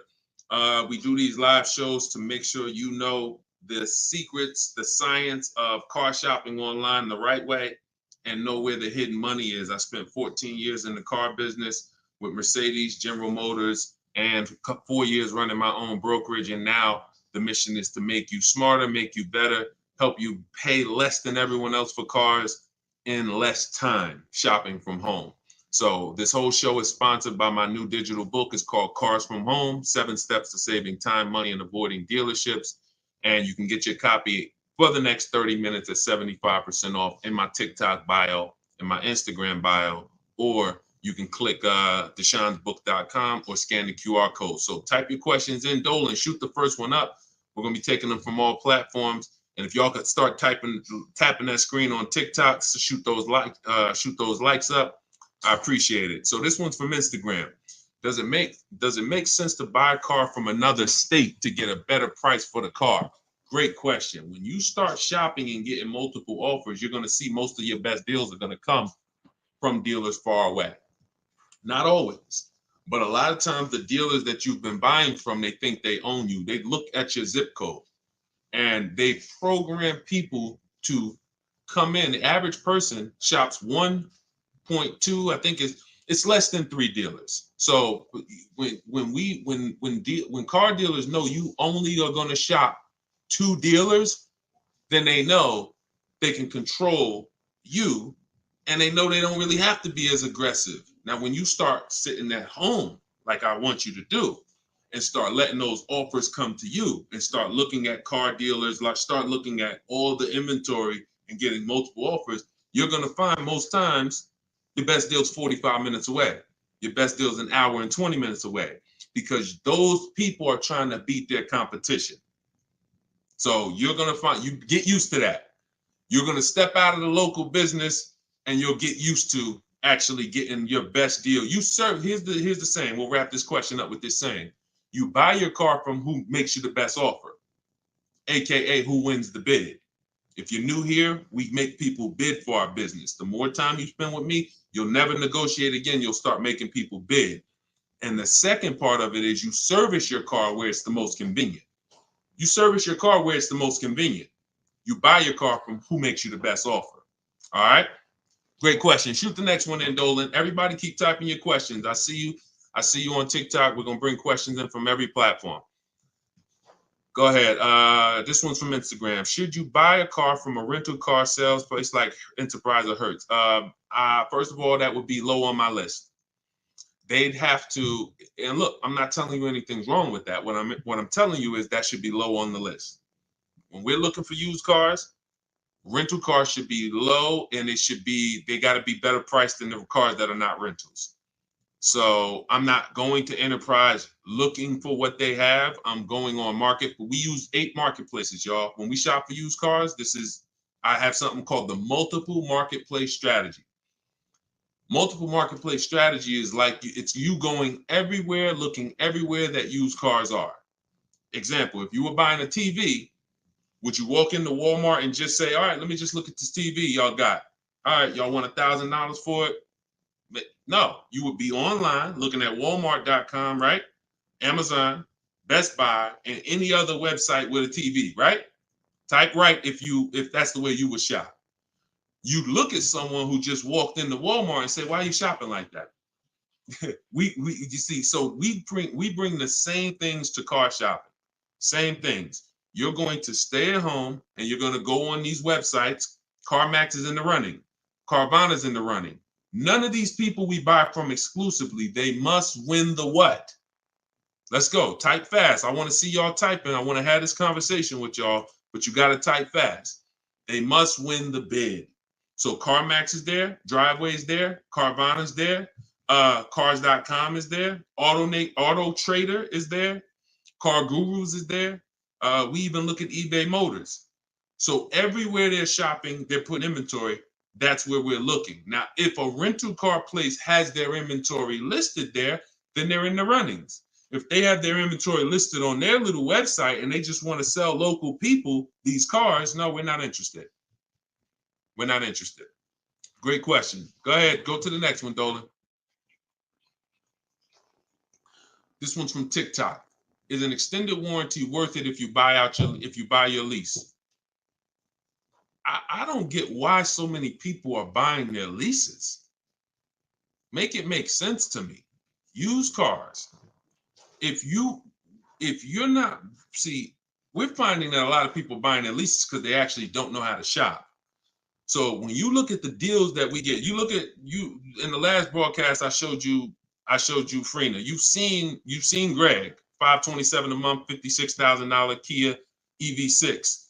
You've seen Taupe, $690 a month. She leased her car, $690 a month, $54,000 BMW. Now I know y'all are looking like there's no money down on these particular deals, and saying, oh well. If everybody's these don't look like the deals I see on the commercial, that's because they're not. You're not going to get great deals looking at commercials. Ignore commercials. But we found that people are buying their leases because they don't know how to shop. And that's not a reason to buy your lease. Because what you're doing when you buy your lease is you're buying a used car. Now, let's just say you're buying this car and you're keeping it. Because sometimes you say you want to keep the car. 8 years, I have something called the 8-year rule. We do not buy a car unless we're keeping it for 8 years. Why? What's the reason? Because the depreciation is going to ruin you. So when you look at somebody like Taupe's paying $690 for a $54,000 car. Every $5,000 a month, every $5,000 that you borrow on a loan is about $100 a month. Depends on the interest rate. For a 5-year loan. 5-year loan. That car would cost somebody about $1,100 a month. She's paying $690. See what I'm saying? So when you look at the fact that that's probably what a used BMW payment would cost her, but she's driving a new one for that. So if we're not keeping our cars 8 years, this should be your mission. Shopping for a deal like this, not buying a used car that you've already been leasing for 3 years, and now you're about to put a loan on it for 5 or 6 years for the balance. Does that make sense?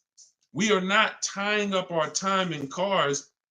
It's only two purposes. I'm going to get a great lease deal, or I'm going to buy a car I'm going to keep for 8, 9, 10, 12 years. That's it. I want to get you from being stuck in the middle. Go ahead, Dolan. Shoot the next one up. People stuck in the middle lose money. Long-term buyers don't lose money. Great lease deals don't lose money. It's those people, if you're stuck in the middle, you're the one losing the most money, and we got to get you from being stuck. Go ahead, Dolan. Shoot the next one and keep typing your questions, y'all. All right. This one's from Instagram. We purchased a car just under a year ago. Would like to release it and get something more suitable. Okay. Watch this. When you purchase a car, see, I'm always going to remind you of the unseen expense. When you see this, y'all know, if you've been on the show, if this is your first time on the show with me, type a 1 in the comment. Because I got to see if I'm refreshing people or if I'm actually teaching. First time. I don't want to say, if you're familiar with this, then you know this, when everybody on here, or most of you on here, are brand new. Okay, Susan, I see you. Justin, I see you. First time people, first time. Jay Malav, I see you. Okay, Sean, Go Entertainment, I see you. William, I see you. Christy, I see you. Okay, a lot of first time people on here. All right, so whenever you see me do this, picture, this is the unseen expense, depreciation. Let's explain this real quick. When you buy a car today for $30,000, what's that car worth tomorrow? For those of you who knew, you may not know, we got to type fast because I don't just talk at you, we have a dialogue. What's a car worth today? You buy a car today, what's it worth tomorrow? You bought it for $30,000. What's it worth tomorrow? Let's go. Could y'all keep tapping the screen on TikTok? Keep running those likes up. I appreciate it. As y'all tap that screen, y'all let TikTok know we having serious conversation over here. More people need to be here. Just keep tapping that screen, running those up. I appreciate y'all. Okay, so we got 29. That's not true, Sean Go Entertainment. But I want to let you know, you may have said that, but when you see the other answers, you'll understand. You buy a car today for 30, it is not worth 29 tomorrow. You lose about $3,000, $4,000 if you tried to go back and change that car. So this is answering this person's question who purchased a car just a year ago and would like to go and replace that car. $26,000, $24,000, $25,000. Depends on what the new market is. Depends on what this, but yes, you're going to lose probably 20% of the value in a day. In a day. In a year, you don't drive that car a year, you probably lose total of 20%. That's what you have to understand.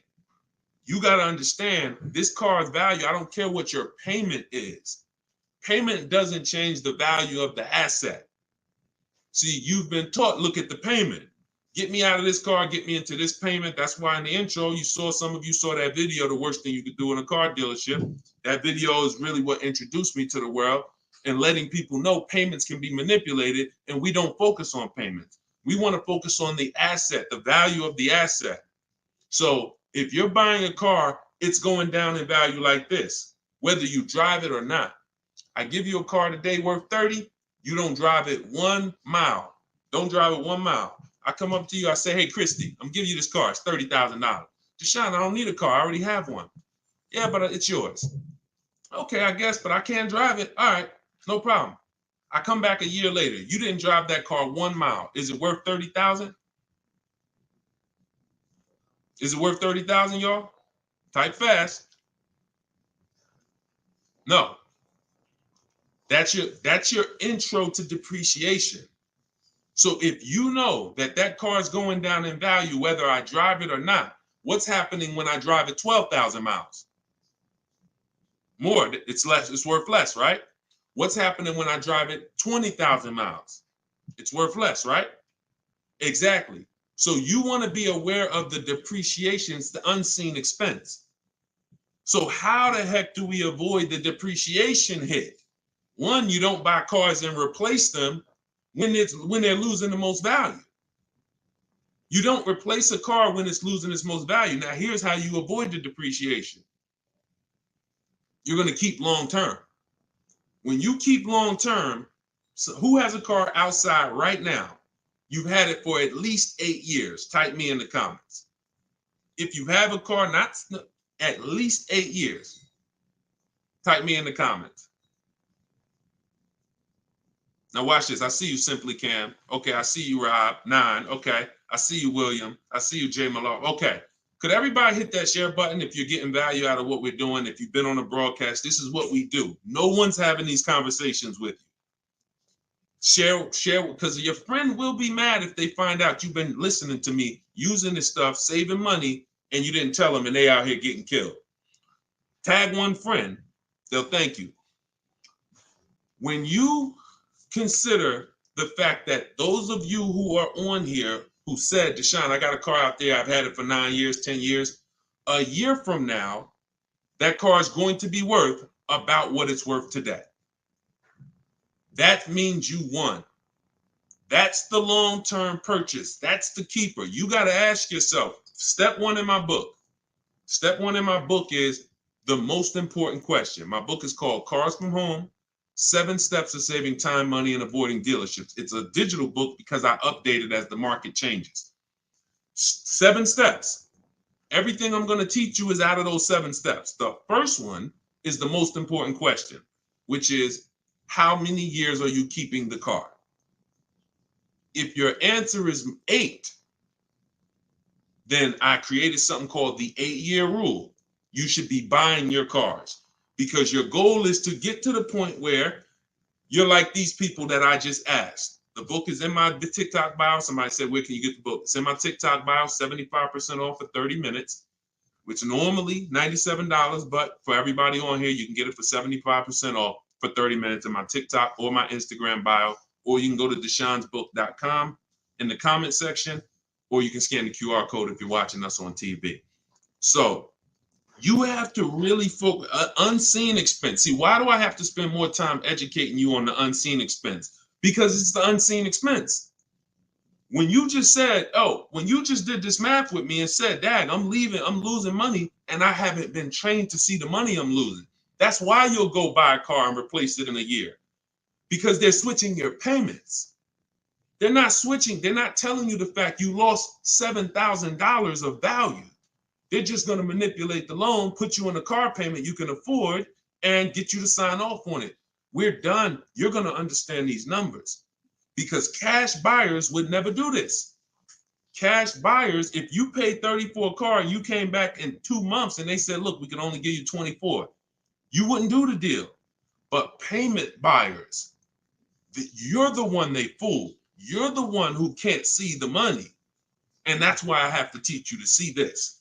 So this is where you want to be. Either I'm going to keep my car 8 years. Now, some of you said, well, Deshone, I'll buy used, so I don't have to take that depreciation. But I'm going to tell you something. Buying used is not going to, when you compare, that's not the solution. Buying used or new is for long-term people. 8+ years. Buy new if you can afford to buy new. Buy used if you want to knock 20, 30, 40, 50% off your purchase price and you don't need the latest and greatest. Doesn't change that if you're buying, you should be a long-term person. If you are not an 8-year person, you should be shopping for great lease deals. And I'm going to tell you why. Look at Danielle. Look at Danielle. Danielle leased an Audi, $44,000 fee. And I'm explaining to y'all why you've been taught, well, I'm going to buy used, so I ain't going to take that type of hit. But I'm going to tell you, I'm explaining something to you real quick on how that's not the answer. Leasing is the answer. She leased an Audi A3, $44,000 vehicle. She's paying $550 a month, and she gave her first payment. She said with her first payment down. Now we're going to not use down payment anymore as a term. We're going to start saying total out of pocket. We want to eliminate down payment. Down payments can be flipped up. Sometimes you say I'm going to put money down, they don't include your tax. So we like to use total out of pocket. But she gave him $550, she drove off. That vehicle, she's driving a brand new A3. Now I want you to picture this. Danielle pulls up to somebody who's driving the same exact car, but they bought it. Every $5,000, some of you know, is about how much a month. I talked about it a little while ago. Some of you might have seen the video where I said it. Every $5,000 on a purchase on a loan is about how much per month. Let's see if anybody knows. Okay. I can't wait too long. We got to type that $100. And again, I can't sit here and act like most of y'all aren't new to me. So I'm not going to assume you have even seen any of my previous broadcasts. So I'm just going to tell you the answers. Yes, Susan, $100. So it depends on the interest rate.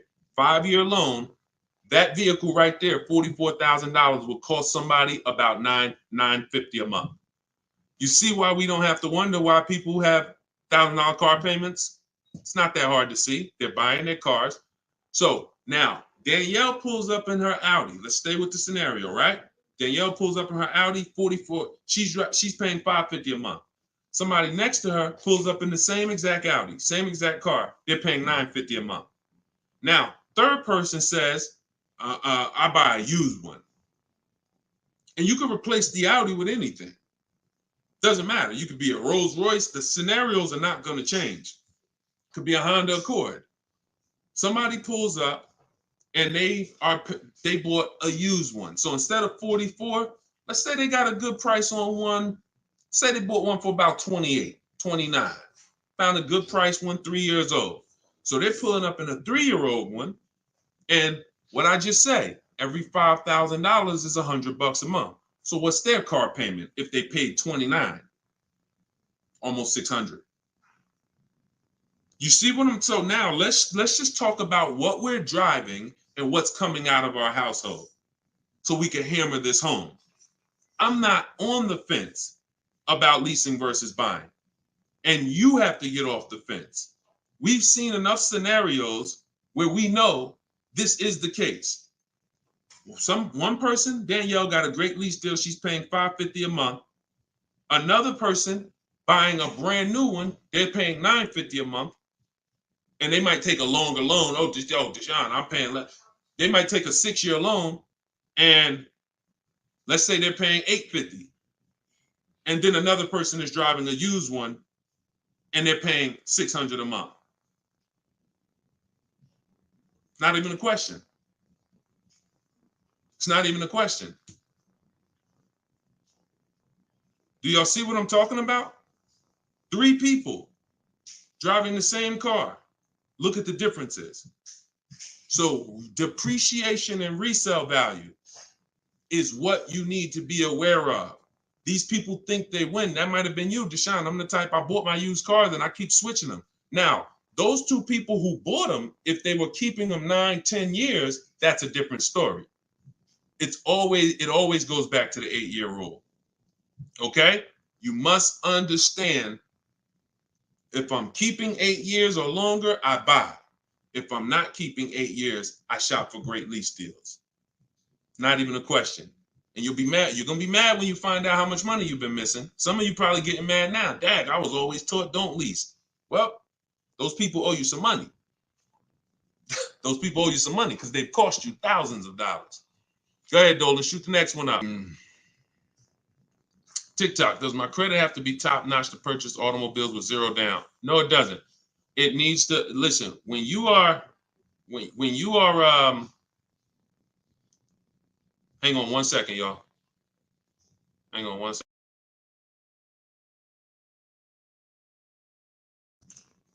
When you are buying vehicles with no money down, it's not a favor. It's not a favor. There's only 2 people who can't get vehicles with no money down. And that's people who are trying to borrow too much money, usually have negative equity that they're trying to roll over, and people who have, your credit is too bad and you can't get financing. But if you go through a company like Limbuzz, this is who we recommend in my book. I recommend this company, Limbuzz, who will work with people with challenged credit, then you won't have to deal with that. The whole point is controlling your own financing. You want to control your own financing. Now, we don't do that by getting pre-approvals. We do that by getting multiple bids. We do that by finding our car and then letting banks bid. I know you may have heard, I don't want any hard inquiries. You don't want hard inquiries until after you found your car.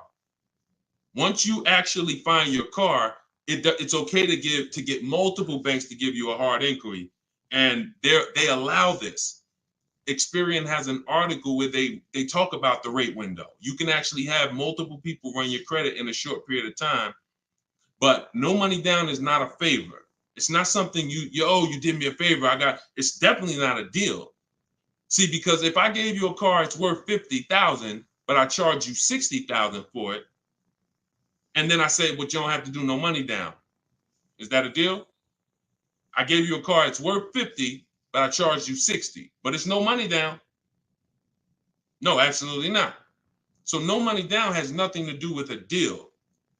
The only people who can't get no money down are people who it's usually a case of you have too much negative equity you're bringing over from your old car, and you're messing up the loan to value ratios. That's usually the cause, because a bank won't let you finance 40,000 on a car that's worth 30. They won't let it. Go ahead, shoot the next one up, Dolan. This one's from YouTube. Deshone, so does it make sense to get a car to have over? Oh, absolutely. Absolutely. This is all you should be doing. If you are a long-term person, listen, whose car is a keeper outside? You have a car outside, you've had it for 8+ years. Outside. This is exactly the goal. This is the goal. You want to actually be planning on that. Because when you actually have your car for more than 8 years, when you know you're going to keep your car for more than 8 years, you do things to make sure, like we do a longevity check. This is step 4 in my book. One of the things we do when we know we're buying a car we're going to keep, we got to go to Google and we got to see what the data is on the car we're shopping for. It's very simple. I type in the year of the car. Very important. You can't just type in Nissan Sentra, longevity. You got to type in the year. And then you're going to type longevity to see what the actual data says on the car. We skim those websites. It'll tell us if the car has transmission issues. It'll tell us if people report that this car has, is reported to last not as long as most cars. So these are the things that we do when we know we're keeping a car 8 years. But if you're not thinking about this, then you're not going to do the things to guarantee, because you could have a goal to keep a car 8 years, and then the car you bought is not known for lasting that long, or is not known for, being reliable at 8 years. So that's why it's the most important question right up front. It's not just for leasing versus buying. It's for programming yourself that this is a long-term thing. I want to make sure I get the right car. I'm not going to get a car that doesn't satisfy my needs and my wants when I know I'm keeping it a decade. You understand? That's the whole thing. But absolutely, plenty of people on here keep cars more than 8 years. But there's plenty of people who don't. Those are the ones who need to stop buying and start leasing. This one's from YouTube. So question, if a person is almost done paying the loan, is it smart to sell it? Wait, hold on. I want to read this right. So if a person is almost done paying the loan, is it smart to sell it and buy new or keep? No, I wouldn't plan on we're mixed in the middle. How many years do you want to keep the car? How many years do you want to keep the car? If you're not keeping, it sounds to me like you're actually not a long-term person. And you should be leasing to begin with, because I used to get people who would walk into the dealership and they would say, "Hey, Deshone, is that the brand new one right there? That's the new model?" And I'm like, "Yeah, that's the new one, just came out." And they would say, "Okay, I got 2 more payments left, then I'm coming back to get that one." So what they were doing was paying off one car, waiting for the title. Literally, they just paid off a whole car, 5-6 year loan, and now they're about to start another loan. It is throwing money out the window.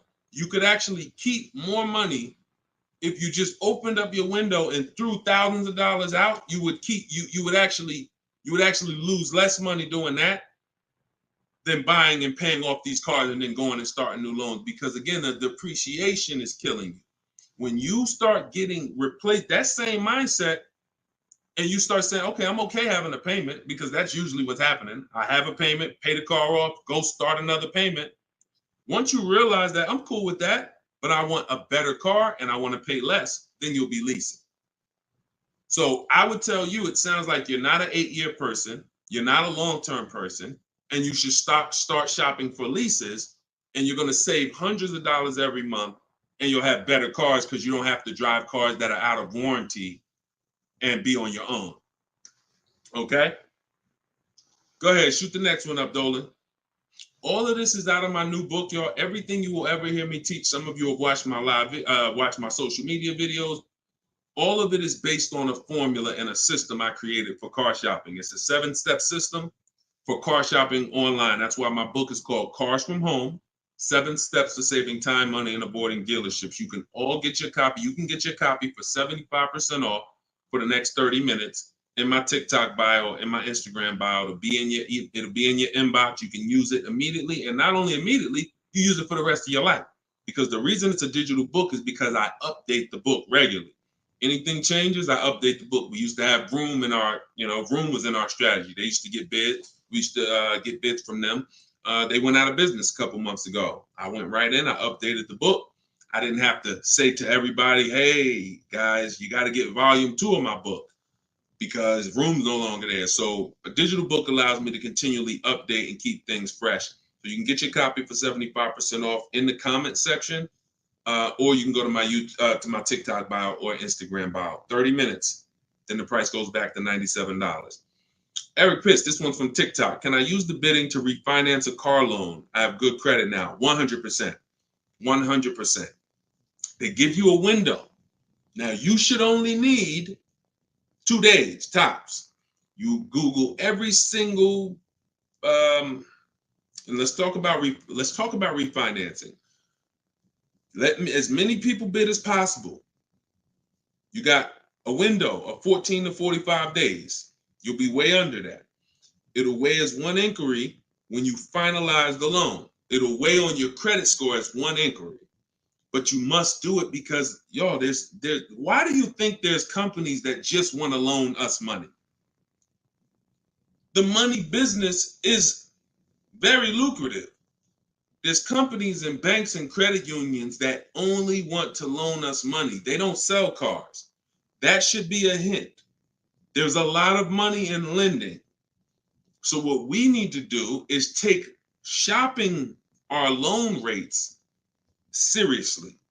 We separate our transactions. So listen, let's stay focused here. You're gonna now call your bank. You're either go on their website, your credit union, or go on their website. You're gonna look for online lenders. Go on their website. You want as many people as possible competing to make sure you save all the money. But I'm going to give you a very important caveat here that you want to keep in mind. Everyone that loans you money wants to loan you more for longer. The longer you have a loan, the more money they make. So what they're going to do is they're going to show you what it looks like if you take a long loan. You've already paid for a year or 2. I don't know how long, but you've already been paying for some time. Once you take another long loan, now you've essentially defeated a little bit of your purposes because you're going to give some of that money back in interest. Take the shortest loan that you can afford the payment on with the new interest rate. So if you were paying, let's say you had a 6-year loan at 11%. When you refinance, don't refinance into another 6-year loan at 7%. Refinance into like a 4-year loan at 7%. Whatever that payment is that you say, all right, I could afford that payment. Because they're going to try to sell you on the low payment. Well, if you do 6 years, you could pay $300. Yeah, but you can always pay it off earlier. Don't fall for that. You want to make sure you look at what's the lowest, shortest term with that new interest rate so you can get that loan out of there faster. Okay? That's how you do it. Good question. Shoot the next one up, Dolan.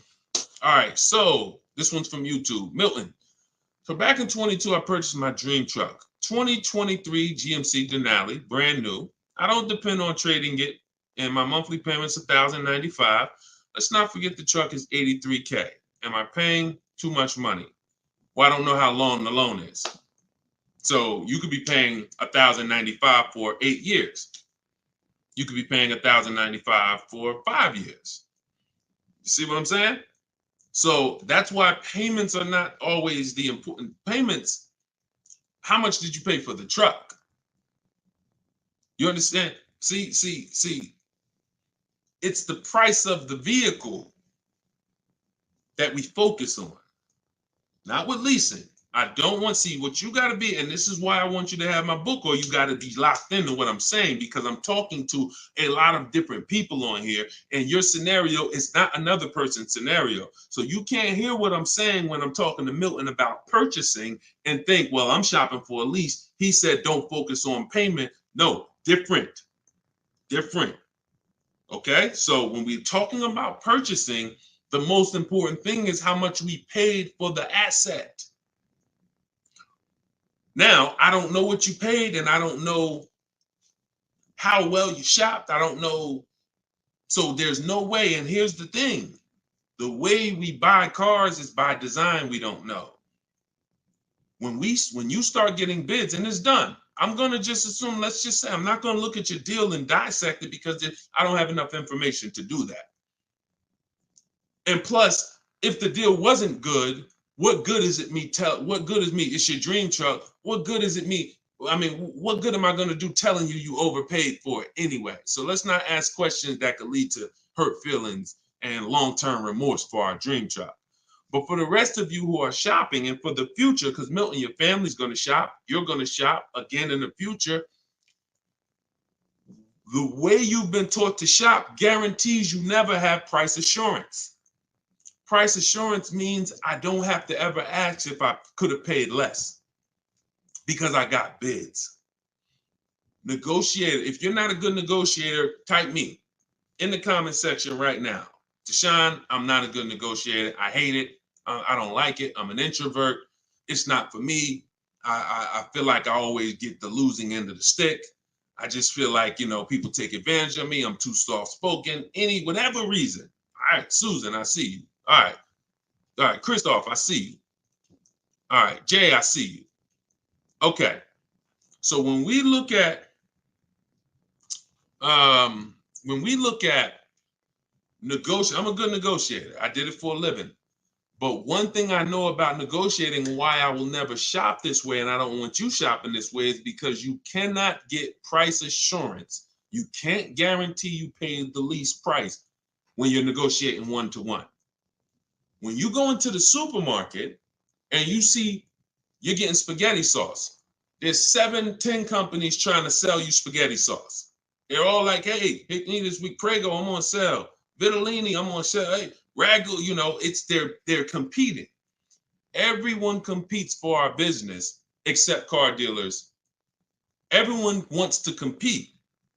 So the reason why we can spend money on these other items and we never have buyer's remorse is because we've seen so many options. Y'all get it? We've seen so many options. I knew I didn't overpay. If I told you right now, you got to go buy a 100-inch TV and you got to guarantee you don't overpay for it, you're going to be like, Deshone, I can do that. Why? Because you know where to go. I'm going on this website. I'm going on this website. I'm going on this website. I'm going to guarantee I get the best price on the TV. I'm telling you, bring that same thing to your car shopping. That'll eliminate your buyer's remorse. That'll eliminate you ever asking, did I get a good deal on this? Hey, did I overpay for this? Hey, could I save more money on this? Get multiple offers eliminates it. And there's no other way to eliminate it. Okay? So don't worry. I'm sure you did well, Milton. Enjoy your truck, man. And just know that whatever, I'm going to get better for next time. I'm going to make sure my family knows that they never got to ask this question. Every vehicle I buy, I'm going to make sure that I get bids, multiple dealers. I'm going to get enough bids to guarantee that I teach to get 5. In my book, I have a strategy, 25 to 5 shopping strategy. This is for new cars and leases.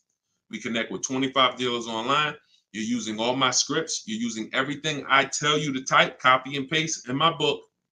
And you're going to get you're going to get at least 5 offers, 5 to 7. Once you get those offers, you're going to see about a $3,000 to $5,000 spread minimum. Now, if you take somebody like Kimberly, now Kimberly's spread was 20,000. This is Kimberly. She emailed me. She's in our private community in my private coaching program. She said, "How do I respond back to this? I don't want to get mad." She responded via email. You see, the MSRP on that vehicle was $86,961. She got a Maserati. Selling price was $66,261. $20,000 discount. This is why we don't get happy about any discount until we see all the offers. Because if she would have saw a $10,000 discount, Deshone, I'm saving 10 grand they're offering me. Okay. Is that the lowest bid? Well, no, I mean, but I just walked in, the dealer said they're going to give me 10 grand off. See how we can lose? We don't know what the bottom is, but when she gets her 5 to 7 offers, now she ends up saving 20 grand. It's different for every car, but if you don't get 5 to 7 offers, you won't truly know the bottom, and she's guaranteed she has that price assurance. So we got to get bids.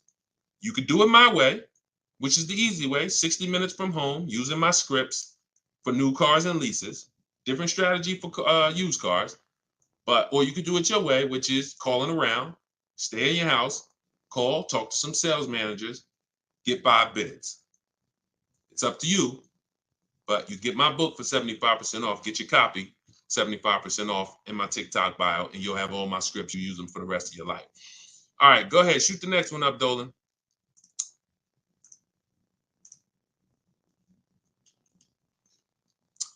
This one's from TikTok.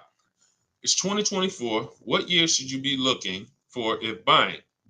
Doesn't matter.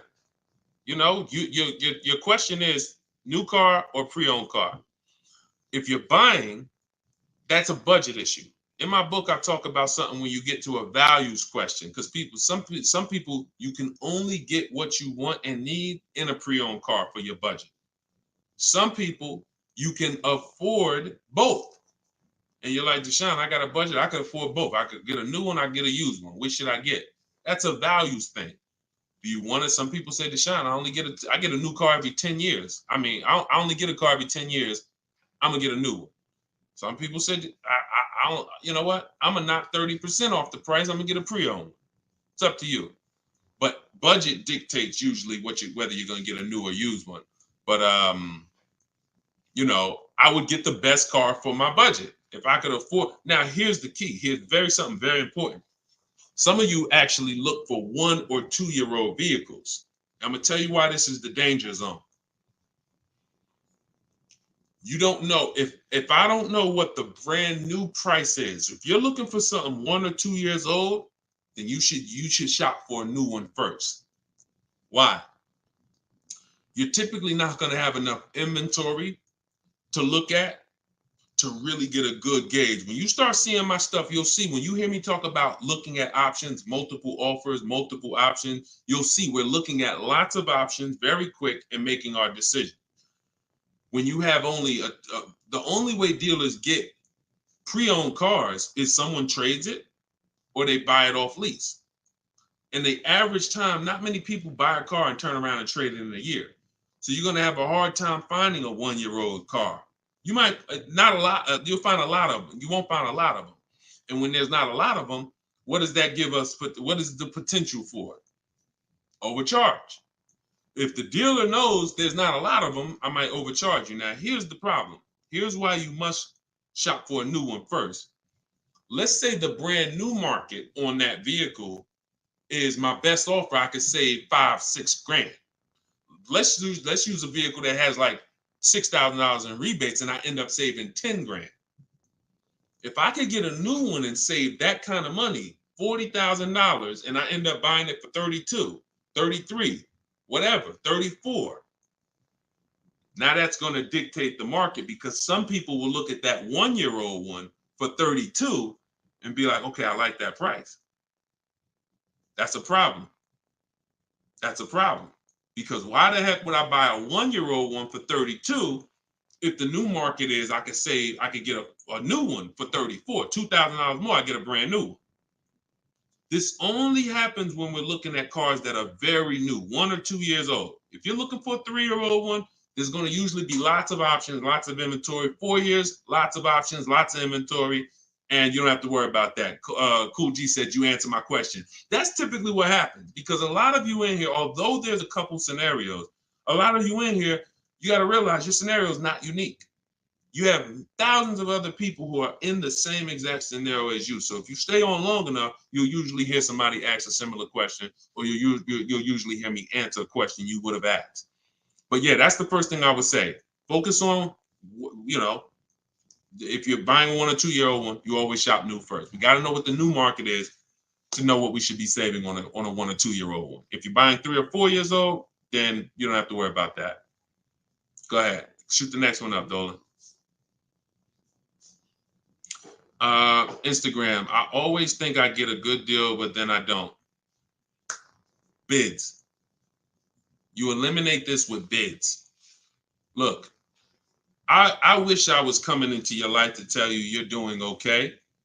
The fact is, most people are not, because you don't have price assurance. And price assurance gives you when you don't have price assurance, you have potential for buyer's remorse. Aside from the car. And I know this. Look, I'm a nice guy. I consider myself to be a nice guy, but I'm in the bad news business, because I'm not meeting you telling you you're doing good and then, oh, you're doing so good, but I want to help you do better. I'm meeting you telling you that 99% of what you've learned about buying cars, leasing cars is wrong. And not only is it wrong, it's cost you thousands of dollars already. Now you get to decide from this day forward, are you going to change the trajectory of the finances that you pay for cars? You get to make that decision. But you got to admit you need help. You got to admit you're not doing as good as you would have hoped you were doing. And if there was 80 people out there teaching what I teach, then God bless, that would be a shame if you didn't tap into one of them. There's not. I'm one of the only ones that teach in this way. A lot of the stuff that I teach, I created it based on math and looking at thousands of scenarios, leasing scenarios, buying, people who buy their leases and creating and seeing where these people get jammed up. And now that information is available for you now. But in order for you to actually win, you have to admit that I need that. So if you think you're doing bad and you're like, yo, I'm done doing bad, this guy is here. He helps people. He's got proven track record. I got over 2 million followers on social media. I'm a very public person. We've been around for 3 years. If my stuff wasn't working, you would have heard it by now. But we have hundreds and hundreds of people, if not thousands, that have actually used what I teach to eliminate that statement you just made about, I think I got a good deal. You're going to sit at home, you're going to make people bid for your business, and you are going to know every single time that you paid the lowest price for the car, that you got the best interest rate, and that you got the most money for your old car. That is what we're going to do. All right, but you take the action. You could tap into live videos, or you could say, Deshone, I'm going to get your book. It's 75% off. It's a digital copy, which means anytime something updates, I update the book, and you got the new version, and you got all my strategies of how to car shop from home for the rest of your life. All right? I hate to see that, but I'm doing what I'm supposed to do. You see what I'm saying? I hate to see those messages, but I know I'm doing everything that God has put me here to do to stop those messages from coming. The rest is on you. All right? Go ahead, Dolan. Shoot the next one up. This one's from TikTok. I owe $20,000. Paid off interest, 6% APR. Do you recommend to refinance?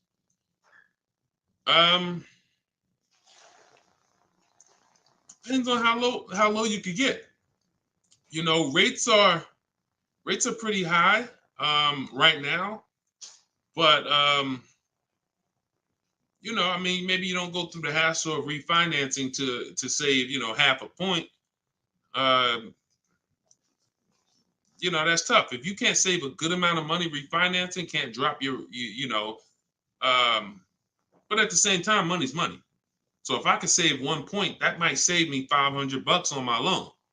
1 point on my interest rate might save me $500. So, I wish it was a site that shopped. In fact, we maybe in the future there will be. We're working on creating something like this where you actually can have these banks just automatically tell you through a soft credit approval what the rates would be, so you don't waste your time. But that's tough, especially because we're in a season right now where rates are high. So I mean, you might find out that you based on where rates are right now, that's actually a pretty good rate. In which case, it wouldn't make sense to refinance.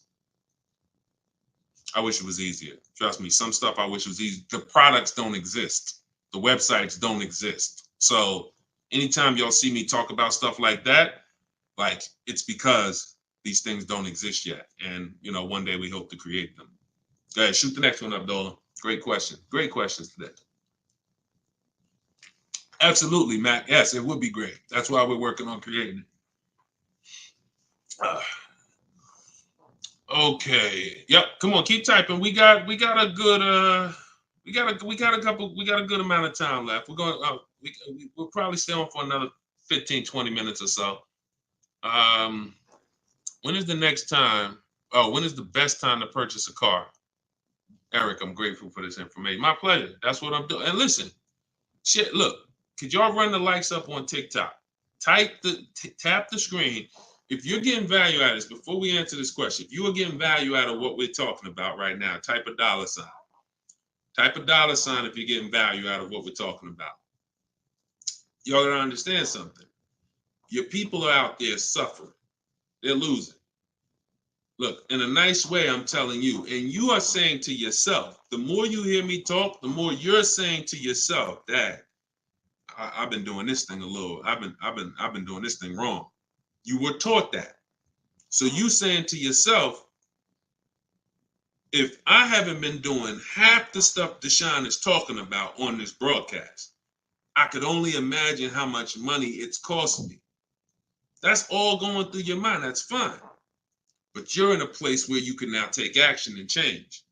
Your friends are out there right now at car dealerships losing. This broadcast doesn't grow unless you tell them. Unless you tell your coworker, hey, you buying a car? Hey, you go to Deshone the Auto Advisor page. He does these live shows. Get your questions answered. This is where we have to get to.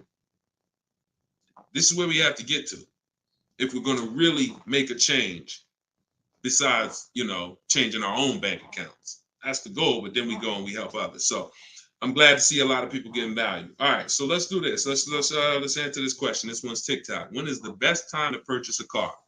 So this is marketing.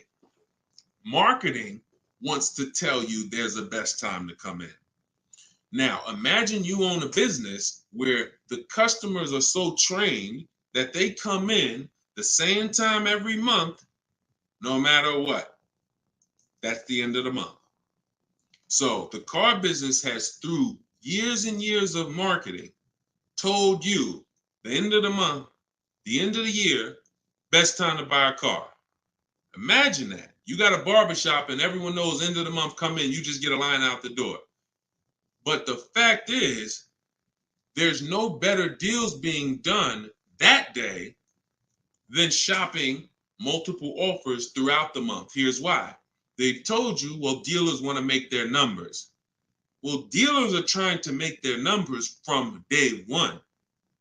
And when they see, we used to look up sometimes and we knew we had to do 250 cars for the month, 325 cars for the month. We look at the books, it's the 9th of the month, we only got 30 cars sold. What do you think is happening? We're getting a little nervous. We're not pacing to hit our numbers. Opposite end, I've seen months where we are ahead of schedule. What does that mean? We might hit our numbers on the 27th of the month, the 26th of the month. It doesn't matter. The best dealers are trying to hit their numbers throughout the month. So when it's the 9th of the month and no one's in the dealership and no one sold the car today and it's daggone tumbleweeds going through the showroom and everyone's praying for a customer, What do you think happens when a person reaches out then and says, hey, I'm looking for a car? But marketing tells you otherwise. Marketing says no matter what, coming at the end of the month. So there is no best time to buy a car. Here's what I would tell you. There's a best time to be in the market. In my book, I teach something, and I always teach this: 2 dates. Your no later than date and your as soon as date. No, as soon as date is the soonest day you can accept a deal. The soonest date you can accept a deal, that we call that you're in the market. That's step 5 in my book. In the market, looking at offers on websites, ready to take an offer down if it looks good. If a bid comes in and it wins, we're in the market. We don't do that until we can accept an offer. Now, once that's done, once we've established our as soon as date, we need to ask ourselves, what is our no later than date? Your no later than date might be end of the year.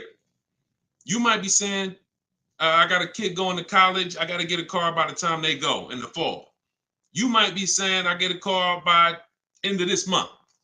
That's your no later than date. Now, the time in between those 2 dates, that's our leverage. Because this is how long you can say no. This is how long you can look at offers and say, no, sit at home, using the way I teach you. Look at used cars, look at the used car market. Look at the new car offers. Look at the lease bids you're going to get, the quote you're going to get. No, you know what? I'll reach out next month to see what the programs are, because programs change every month. Used car trends change every month. So when you're in the market early, there's so many benefits. Car not coming for 6 weeks. I want a black car. It won't be here for 6 weeks. A person who's coming in the dealership today and they need a car today, they can't get that car. You can. So being in the market early allows you to establish contact with dealers. If you're shopping for a new car or lease, establish contact, get bids, look at offers, say, you know what, I'll follow up next month. It also allows you to be top of mind when somebody's sitting in their car dealership and they're like, look, all right, y'all, we're behind on the numbers. Anybody who makes us a reasonable offer today, we're accepting it.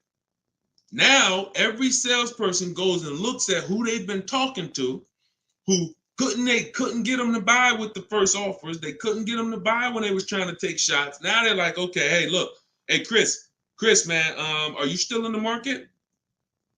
Look, I could do that deal now. Hey, we need a deal.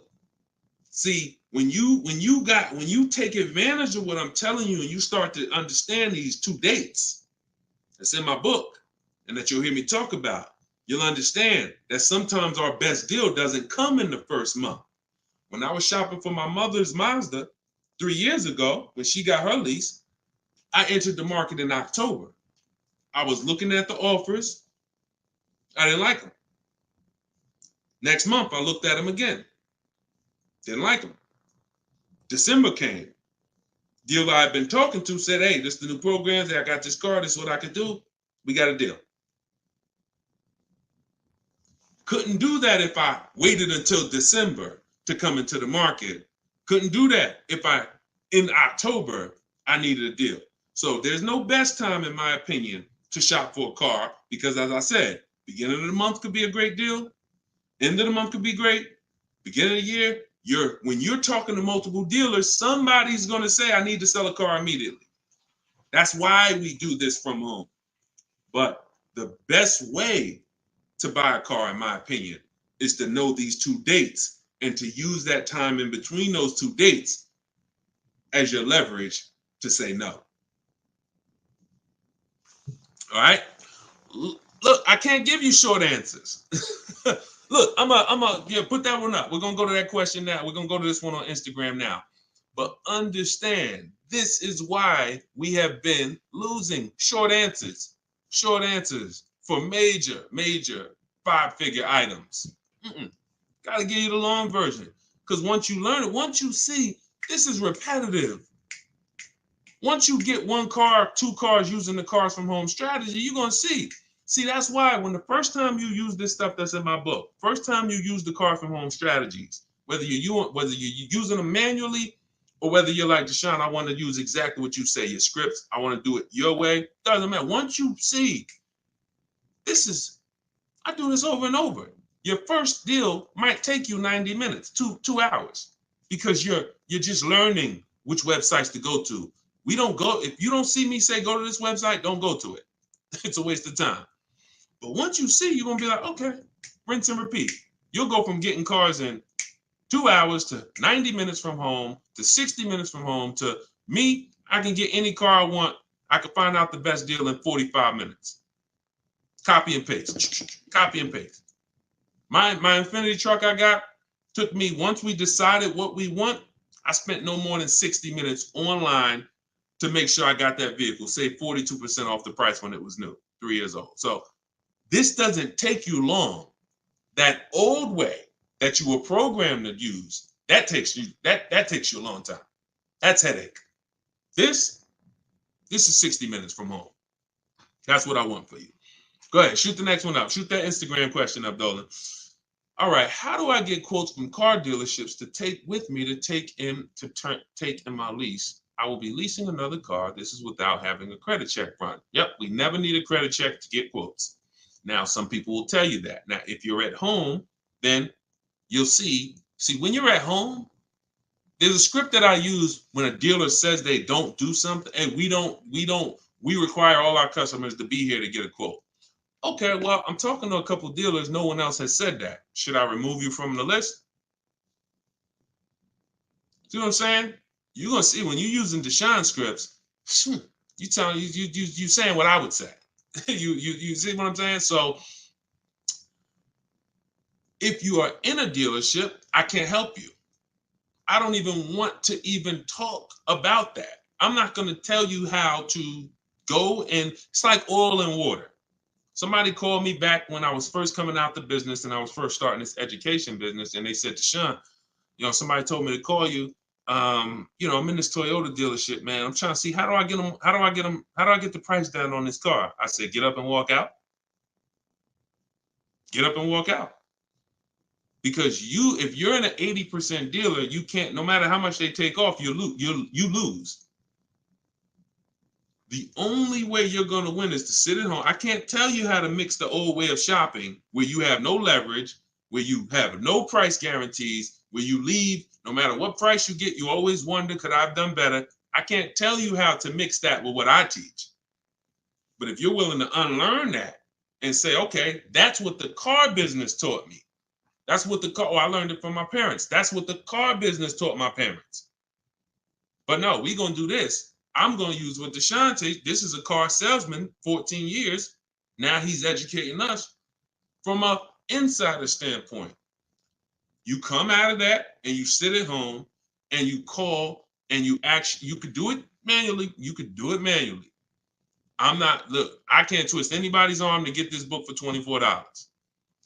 But if you're going to do it manually, realize there's people trained and you're going to talk to them, which means you got to be aware when you talk to them. That's why I say only ask for sales managers. Only ask for sales managers. Because if you try to do this with salespeople, some sales managers will make it hard, but you got a better shot. But you need to get 5 quotes. Doesn't change because 80% of dealers are overpriced. Now, my way, in my book, I teach something called the 25 to 5. It's all online. So we're contacting 25 dealers through their website, and we're having conversations with usually 7 to 10 of them, copy and paste scripts you're using, and you're keeping the conversation moving forward. Our first goal is to see who has a car I want. Before I even talk to you about anything, I want to see out of this 25 dealers who has a car I want. Second thing I'm going to do, once I identify who has a car, I'm going to request a quote. But I need to give them everything they need to quote me. I need to give them my zip code so they can run the tax. I need to give them what I do for a living to see if I qualify for any rebates. I need to give them what cars I have in my household, whether I own it, lease it, own it outright to see if I qualify for any rebates. I need to give them my my soon as date, my no later than date. This is all copy and paste in my book. So the reason why some of you have a hard time shopping online is because, one, you're dealing with trained people, and two, you don't know what information to give so that they could even give you a quote.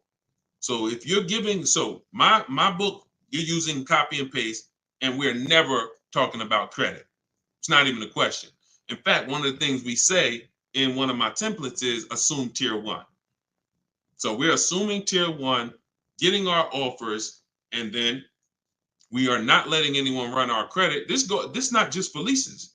This is for everything. No one is running our credit until after we've agreed to buy something. We're telling them assume tier one. If I don't qualify for tier one later, we'll talk about that later. But I want to see the price. Tier one, I want to see the price. And that's what we do. But never let, if you only way you'll fall for that is if you're in dealerships. Oh, I need to run your credit. You know we can't give you a quote. You run into the wrong salesman who don't care. He'll say anything. She'll say anything. Well, I just can't, we can't get a quote. We don't know what you're going to qualify for. Yeah, you could assume tier one. Yeah, but we had people come in and say assume tier one and they just messed it up. So we like to not quote without a credit. You're in the wrong dealer. You see what I'm saying? These people are by design. We're trying to run them out of business. When more people, this is why we're trying to get this broadcast out. Because until more people start shopping online, they're going to continue to do that stuff. See, as more people shop online incorrectly and walk into dealers, they can get away with doing this stuff. But when they know 600 people are going to walk in their dealership over a weekend, Friday, Saturday, Monday, holiday weekend, President's Day, we're going to get 600 people walk in. Why would they change? Would you? Unless you're just a person of ethic, why would you, if you got a business where 600 people come in the door, why would you change? But when we start shopping online and that 600 goes down to 400, and then that 400 goes down to 200, and they see that, we used to get 200 inquiries online. Now we're getting 700 inquiries online. Now everything's gonna move to we gotta do this online thing properly, or we're not gonna sell cars. That's why the future of if you really want to enjoy car shopping, you need to tell friends about what we're doing. Because the more people that shop the old way, it hurts us that are shopping this way. Doesn't stop us from getting great deals. We just got to continually weed through these car dealers because they're like 80% of our people coming in shopping the old way. So, all right, go ahead, shoot the next one up, Dolan. Great questions today. All right, this one's TikTok. I want to buy my sister's car lease after it's done in July. Is that possible? Nope. Your sister, I'm gonna tell you why. This is a common question. Some people want to buy, some people want to, buy their lease and give it to their family member. The family member can't buy it directly because only two people can buy a lease. When you buy your lease, there's only two things there's only two types of payoffs. A customer payoff, which is for the customer, and a dealer payoff, which a dealer could pay. That's it. There's not a third part. So what would happen is they would have to buy the car and then sell it to you. And if there's a loan on it, that's going to be, it's going to take a little time. It's not impossible. It's essentially a private sale. They're buying it, paying the loan, going to buy the lease out, and then they're going to write up a purchase order, and you're going to get a loan. You're going to have to get you're going to essentially have to get a private party loan to buy that vehicle from them, when you could just go and learn to get your own great deal on a used car. See, why, if it was easy, then go do it. No problem. Buy my sister lease. But if I just told you that it's not easy, it's a lot easier for you to just learn to get your own great used car deal, then that's what you should be doing, in my opinion. Because that other way, I just told you what it's going to take. All right? Go ahead. Shoot the next one up, Dolan. All right. Keep them coming. We got a couple more minutes. Let's go. When will you be live again so I can inform my people? Mike, we're working on getting a link in my bio where you could actually just go to that link and get a notification. You'll see it on a calendar. Hopefully we'll have that by the end of the week. And you'll be able to just be aware. Right now, only the people on my email list are going to be notified. But yeah, hopefully in the next about a week. Hopefully in the next couple of days, we'll be able to have that. Where you'll be able to see the calendar and join. All right. So just stay close. Stay close. This is all stuff we're optimizing day by day. Every day we're optimizing this. So just stay close. All right. Go ahead. Go ahead, Dolan. All right. TikTok. What if I buy at a lower interest rate with a longer term, but make extra payments monthly? I mean, if you have the discipline to do that, I think if you, I teach something called the rule of 72 in the 10th birthday. What does that mean? We don't take a loan longer than 72 months under any circumstances, and we have the car paid off by the 10th birthday. So we're not going to take a car that, give an example, why does this rule exist? Because I've seen all the bad scenarios that I've seen, or most of them, exist when people have loans on a car that's older than 10 years, or they have a loan that's longer than 7 years, 8 years, And so when you typically have a car that is, you want to get to a point where the car is paid off so that you can put money to the side for incidental emergencies, repairs, maintenance. If it's 7 years down the line and you're still making a car payment, especially if you bought a used car, the car is, 11, 12 years old at this point, you typically could run into issues. And also we don't have any, it's a lot of people on here. Would anybody on here take a 50-year mortgage? Would anybody on here take a 50-year mortgage? Anybody? No, I see. No volunteers for the 50-year mortgage, right? Why? Why? Because you already are aware. You see that? Every one of you said no way, nope.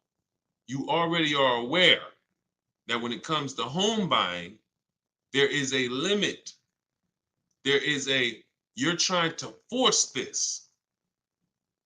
You're trying to force yourself into this house if you got to take a 40-year mortgage. 40-year mortgages are available. 50-year mortgages are available. But we know it's inherent already that if we got to take a 40-year mortgage or 50-year mortgage, we can't afford that that house. We don't have that for cars, which is why I looked and I said, okay, super conservative people take a short loan, 3 years, 4 years. You typically, there's not enough data that proves that you need to take a loan that short to actually avoid problems. You pay a little more interest, 100%. So you always take the shortest loan you can afford, but I'm talking about problems with the vehicle.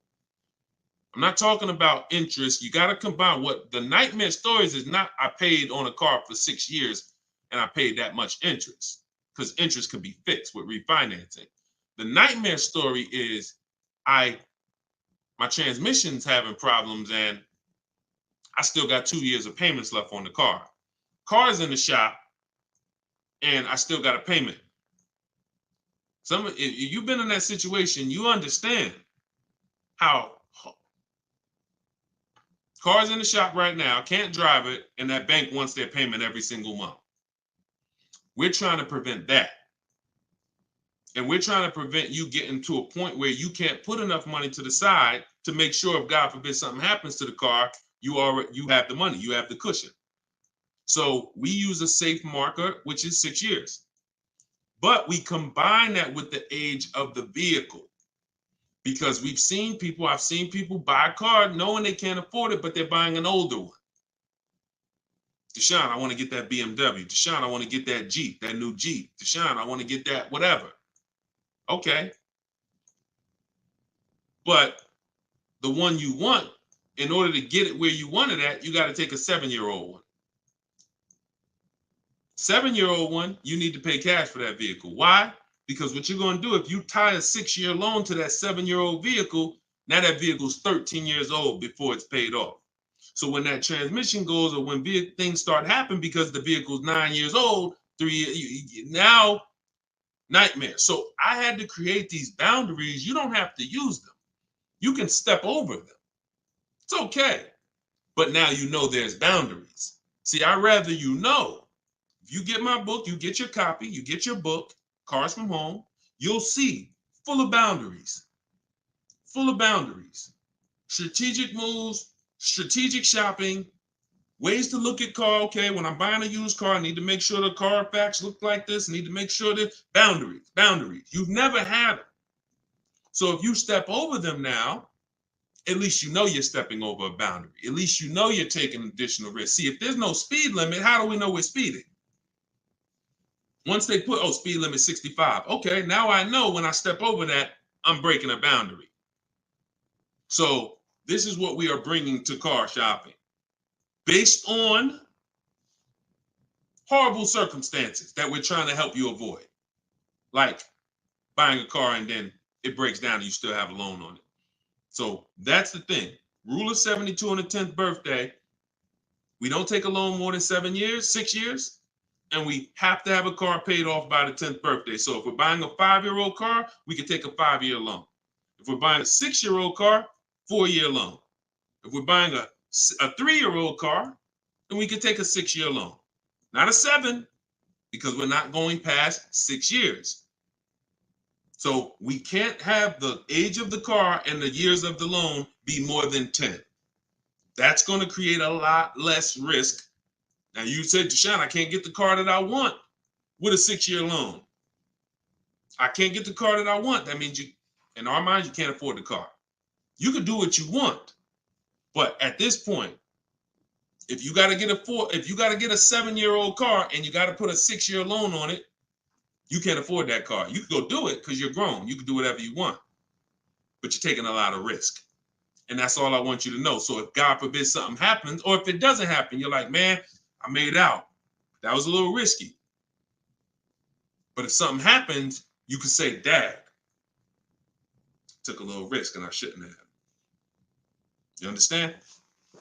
All right. All right, we're an hour and 22 minutes in. You know we could go all day, y'all. I really want to continue to. All you guys are chatting with a video recording. Slade, you see what I'm saying? This is what I call confidently wrong. You know what I'm saying? Person comes in. You know look. How you feel, Slade? How you feel? All right, so look, y'all. We'll wrap it up. I will see y'all on the next one. Like I said, in the next couple days, we should have a link in the bio where you'll be able to see exactly when we're live. Jump on. But for those of you who just jumped on, everything that I teach, everything from my videos is all from my new book. It's a digital book. It's called Cars from Home: 7 Steps to Saving Time, Money, and Avoiding Dealerships. No matter what your scenario is, it's broken down in 7 steps. Negative equity, high mileage drivers. You want to lease, you want to purchase, it's the same 7 steps. You just need to learn those 7 steps. And as you use it, you'll see you'll never go back to the old way. You'll never go back to the old way of shopping again. Once you start getting great deals in 60 minutes, 90 minutes from home, making people compete for your business, and you can get your copy for 75% off for 30 minutes. After that, it goes back up to $97. So you can go and you can actually click the link in my TikTok bio, grab your copy, or click the link in my Instagram bio, grab your copy, or you go to Deshone's book in the comment section, or scan the QR code. All right. I see Slade getting comments. Slade, I wanted to see what you was gonna say, man. You ain't, you ain't comment again, man. You know, I'm trying to probably dipped off, man. But anyway, I appreciate y'all. We will be back more for live, and I appreciate you. Tell your friends. Go watch Deshone's live broadcast, because we want to peel back the curtain, man. We need y'all saving money, all right? Let's keep unlearning, keep relearning. God bless you.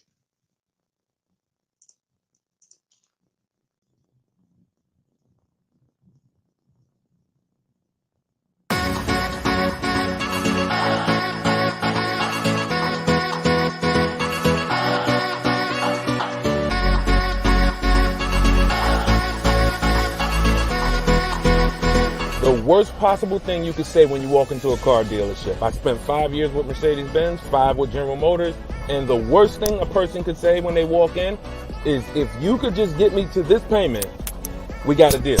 So your loan's probably still like 19, which means you got to pay to get out. You're upside down. It's called negative equity.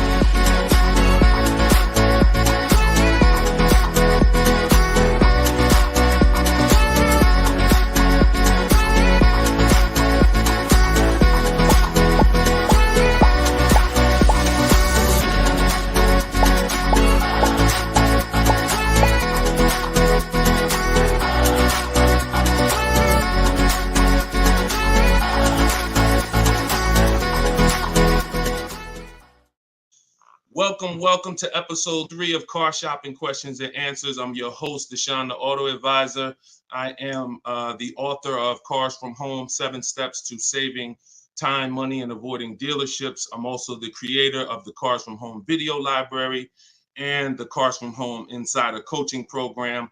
We do these shows at 12 Eastern Time and 3 Eastern Time live, Monday, Tuesday, Thursday, and Friday. So you can tell your friends that's when I'm live. We do rebroadcast these shows throughout the day.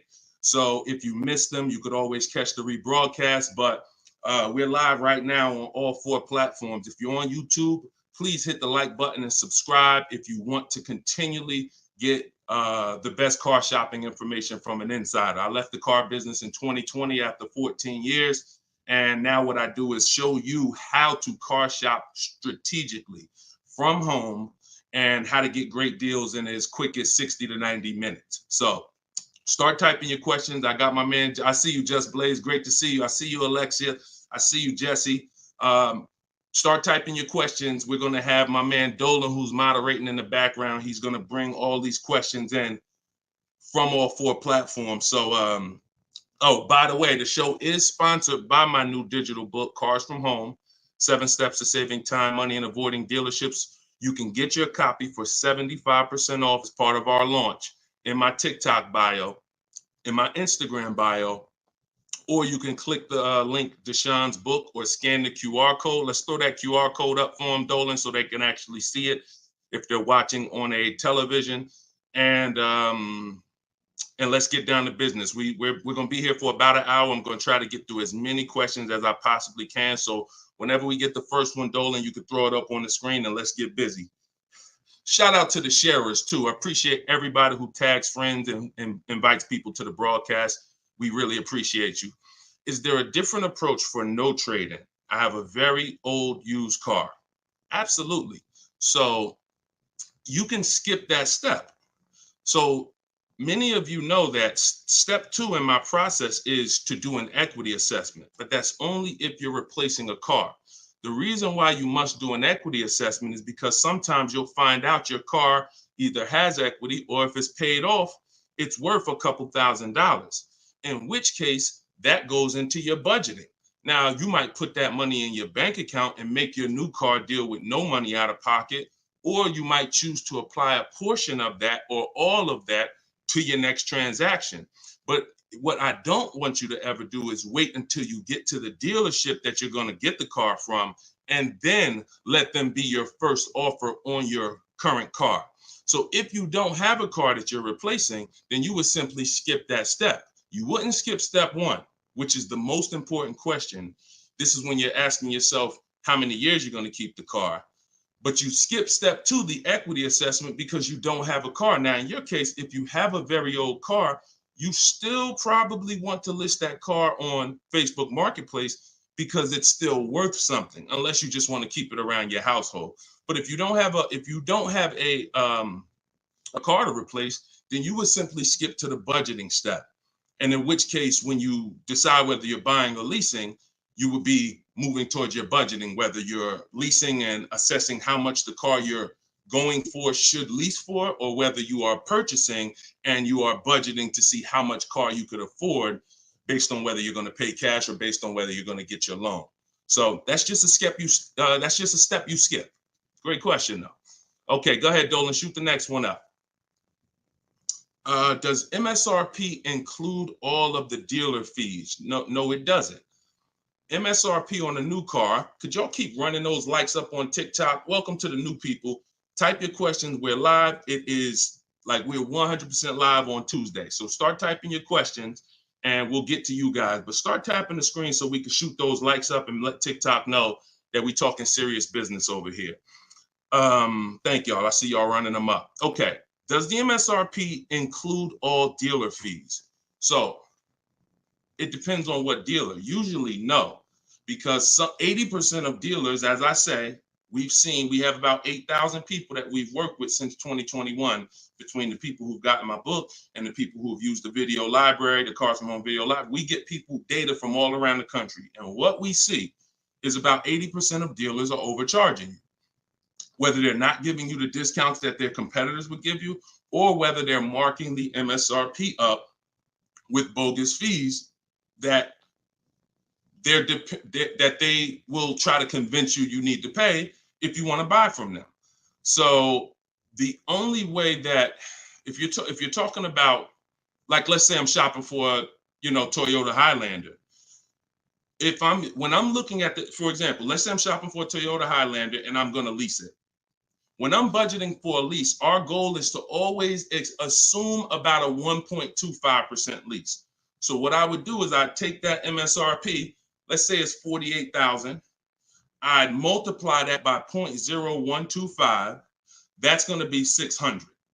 $600 a month is what that vehicle should roundabout lease for when I find the best deal, which means one dealer beats all their competitors.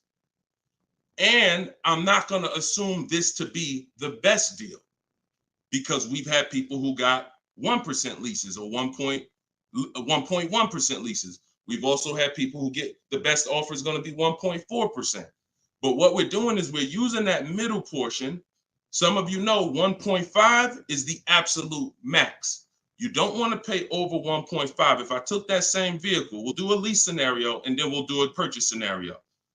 If you took 1.5 and you multiplied that by that same MSRP, now that's $720 a month. Above this, now we're paying too much for a vehicle we're going to be giving back. And the purpose of a lease is to avoid the natural depreciation that someone who's buying is going to take, and also to drive a lot of car for the money we're paying. So the lower percentage we pay relative to the MSRP, the better the deal. So everyone's going to charge different things. That's why we must get bids. We can't depend on a dealer who's going to say, oh, I'll honor the MSRP. And if I'm purchasing, then some dealers are going to not charge that same vehicle, that same $48,000 vehicle. Some dealers are going to charge $49,000 for it. Some dealers are going to charge $50,000 for it. Some dealers are going to charge $48,000 for it. And some dealers are going to charge less for it. We don't know who's who, which is why we must get bids. And part of what I teach is, and pretty much the gospel of what I teach is how to get bids online using dealers' websites so that we can sort for the best deal. We're not negotiating for the best deal. We are sorting. Good to see you, Yank. Even though you went a little left on the program yesterday, I saw you. But I'm here now. So go ahead, shoot the next question up, Dolan.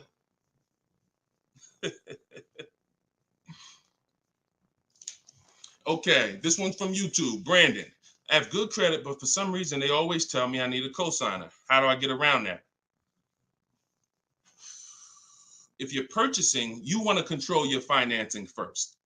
So I wouldn't let the dealer tell. If you have good credit, what you should be doing is you should be purchasing your car, locking up your best deal, and then coming home. And this is for all of you. Who's going to be purchasing a car? Who's going to be purchasing? Now, if you're not keeping your car 8 years and you're new here, then you're going to find out that you should be leasing. But for the time period, I'm just going to base it off of what you know already. Who's going to be purchasing a car? Type me in the comments. Matter of fact, I need to see Instagram because I can't even see. I know, Dolan, you can see it, but I need to see Instagram as well. Hold on. While I'm doing this, y'all type if you're going to be purchasing.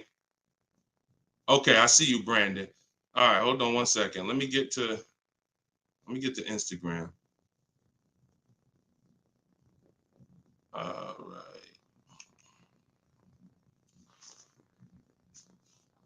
Hold on, give me 1 second. All right, I can see Instagram now. Hold on.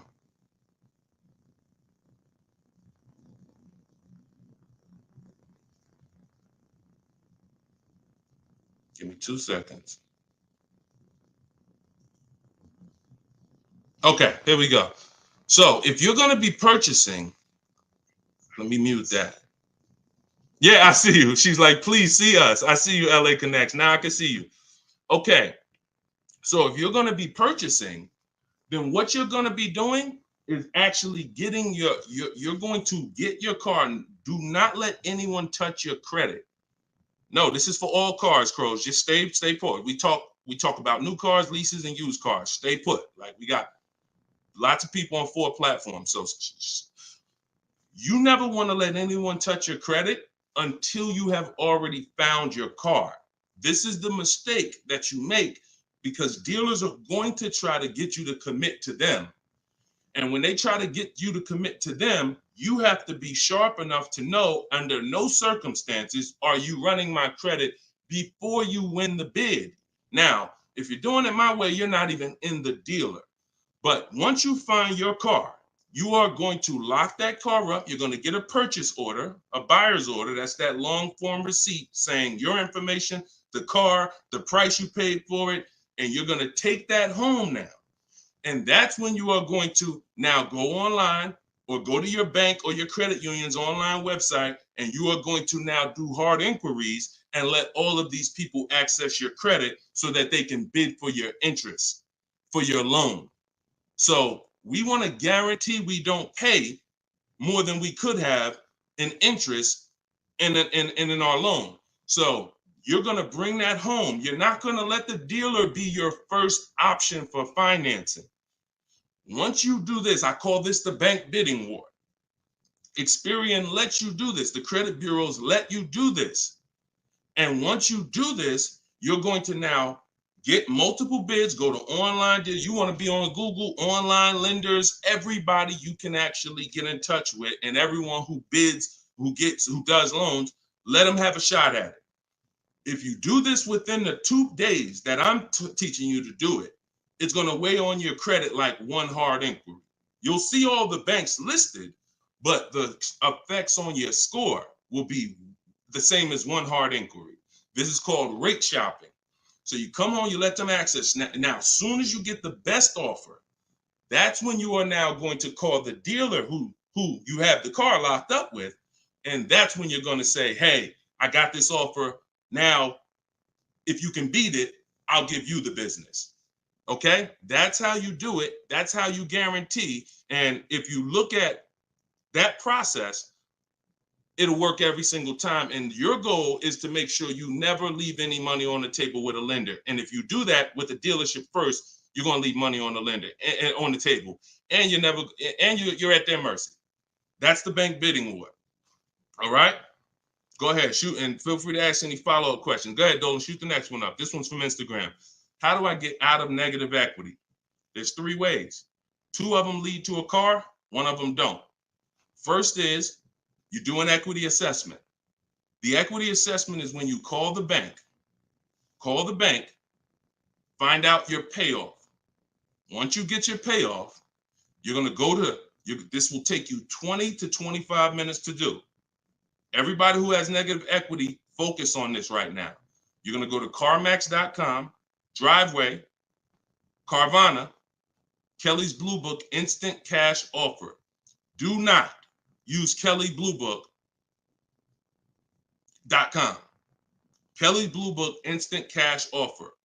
Our cars are only worth what someone's willing to cut us a check for. That's all they're worth. So these companies I'm giving you make you a cash offer. That's what we want. Kelly'sBlueBook.com. Instant cash offer. Car Guru, sell my car, and Auto Nation, sell my car. That's going to get you 6 offers. Now your best route to go is whatever your negative equity is based on those offers. If you can pay the difference, that's where you want to go. If your best offer is 21, but you owe 23, you want to pay that $2,000 and get out that car. Because the second route I'm about to tell you is going to give you a greater amount of negative equity. And then when you go to do this, you're going to see that you have less control. So your second route, if you can't pay the difference, is you must get the car from the dealer who actually you're buying the car from. You must give them your old car because you need them to wrap your loan. You need them to wrap that negative equity into your new car deal because you can't pay the difference. And 9 times out of 10, the car is not going to be worth to that dealer what it's worth to CarMax or Driveway or Carvana or one of these online bidders. So you'll find that your highest offer from the online bidders might be 21. Your highest offer from the dealer you're going to get your car from might be 19 because it's not worth that to them. So that's why I say plan A is pay the difference. Plan B is if you can't, you have to get your car from that dealer and ask them what to assess your car and see what it's worth to them because you need them to build it in.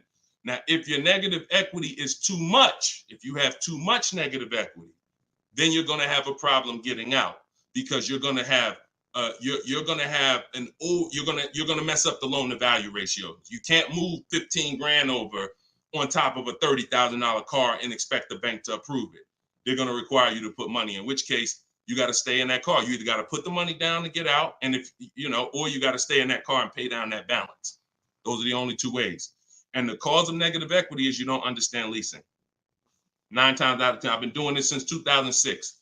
90% of you who have negative equity, the cause is you don't understand leasing. In the next 2 days, I'm going to do a leasing versus buying class on this show. So make sure you are tapped in so that you can understand how much not understanding leasing has cost you already, and you can stop listening to this bad advice about leasing. Okay? All right, y'all. Listen, I'm not seeing the shares. I'm going to be honest with y'all. Y'all know I keep it straight. I'm a straight shooter. I'm a straight shooter. We live right now, and we talking about financial information that no one in this world is talking to you about at this particular time. It's not 20 Deshone the Auto Advisors out there. Tag somebody, invite somebody. Don't be selfish, okay? That's the problem. What got us into this problem is selfish car dealers. So if we're going to solve this problem and help people, we need to all participate, and we need to be inviting people to the show so that our friends a year from now don't come to you and be like, damn, man, I got this horrible car deal, man. And now you know that you were sitting on this show talking about how to get your great car deal, but you're not telling friends. So shout out to the sharers. I appreciate y'all. All right, go ahead. Shoot the next question up, Dolan.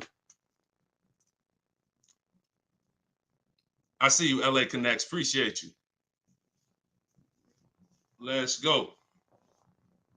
When I see leases advertised on TV or radio, why do they always have thousands do a signing? Well, this is a similar question. All right, Steve Phillips asked a question from TikTok, and then I see Dreamer asks about advertised leases that she sees that always require thousands down. So you always tell people how to customize your lease. You do not go into a dealer. If you first of all, we only go into a dealer to test drive. If you're shopping for a new car or a lease, you should only be in the dealer for 20 to 30 minutes, and your only purpose to be there is to test drive or to pick up your car because they won the bid.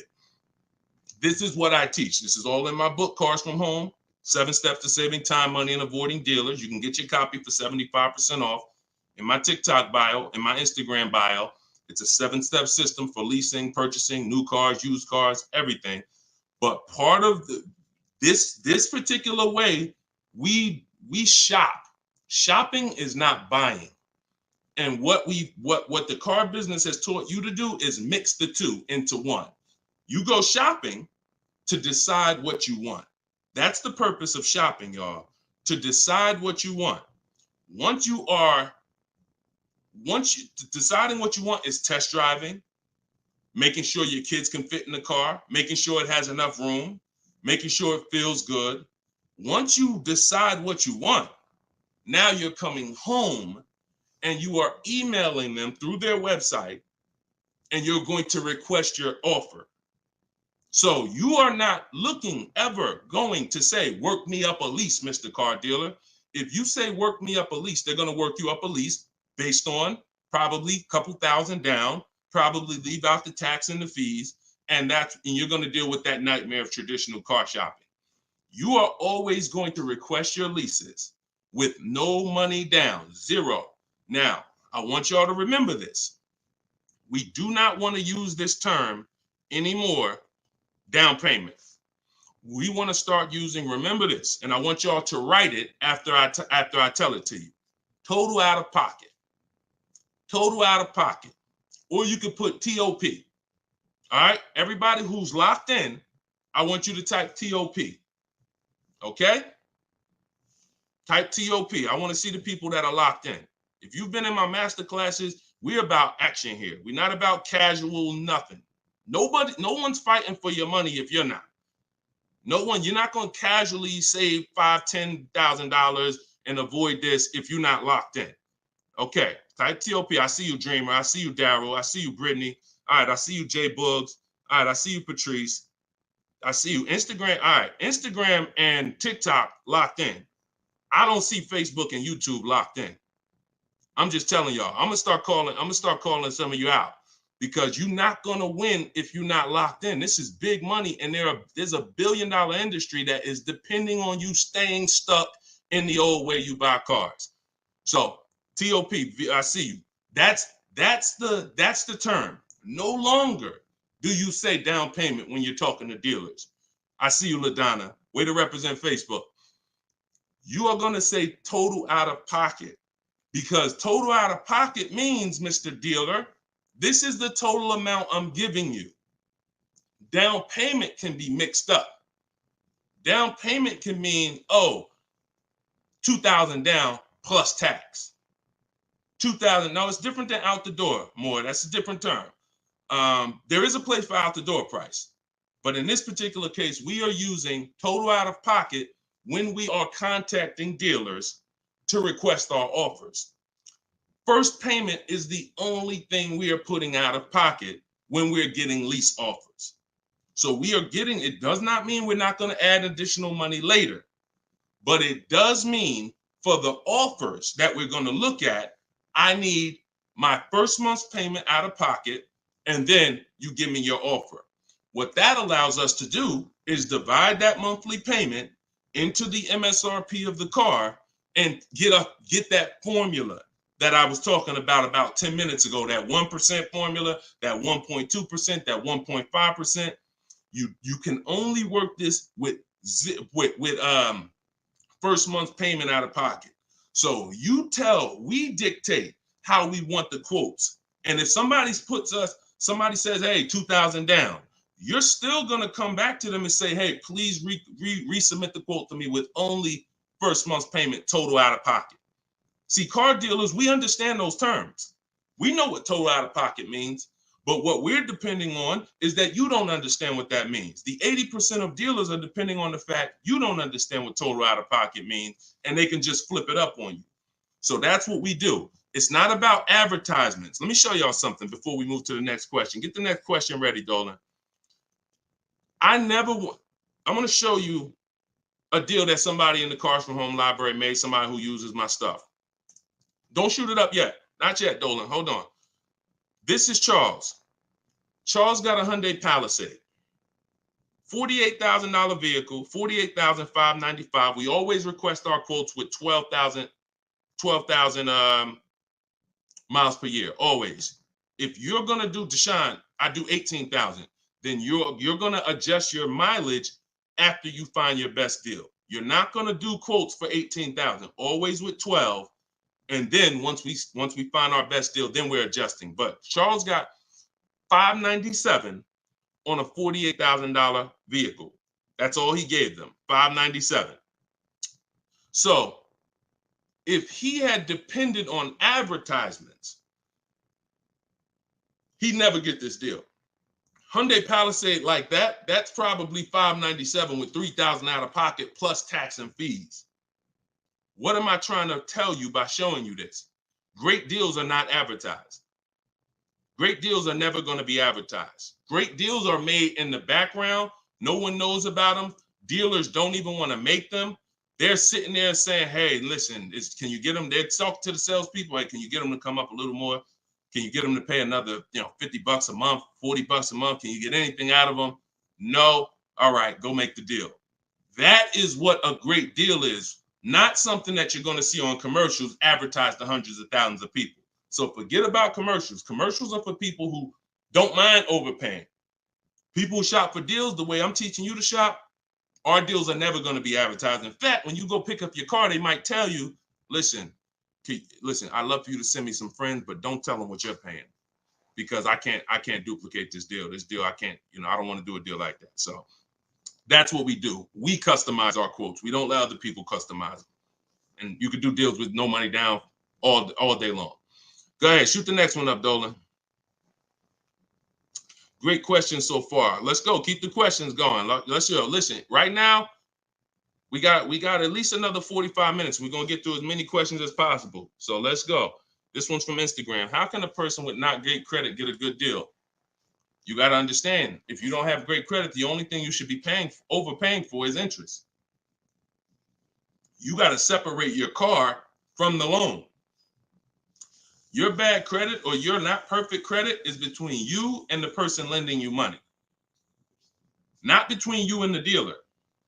Not between you and you're sitting around and you've been in a car dealer. Who's experienced this? Matter of fact, don't say if you've experienced this. But I know some of you have, and I know, millions of people have. You go in at 9 a.m. to the dealership, you find your car, you don't have great credit. Now you're sitting there and you're waiting for hours for them to get an approval. You see people driving out with their new cars. Some people saw you walk in with them at 9:30 a.m. They done left at 12, 1 o'clock with their car. You still there. This is mixing the car with the loan. We don't want to do that. You got to separate the car. So the car is one thing. That's why we always want to make sure we're getting the car at a great price. You shop independently. You use a company in my book, I recommend Limbuzz for people who don't have great credit. But Limbuzz is going to require you get a good deal on the car, because you can overpay for the car and then you can hurt your ability to get the loan because you're overpaying for the car. So you must make sure you are using strategy, shopping multiple offers. If you're shopping for a used car, we could talk about that depending on if somebody asked the question. If you're shopping for a new car, whatever you're shopping for, you must make sure that you find the dealer who's going to sell it to you lower than anyone else.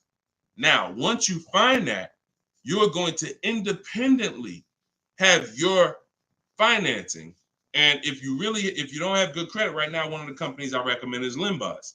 And Limbuzz will usually approve people that a lot of people won't approve. They work with a lot of people who don't have good credit. And then your financing, if you pay 18% interest or 15% or whatever it's going to be, that's between you and the lender, not the dealer. Does that make sense? So we must separate our transactions if we're going to win. All right? We must separate.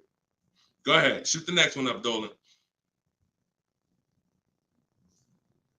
Oh, and one thing. Here we go. I need to purchase a car in less than 2 weeks. Trying to determine lease or purchase.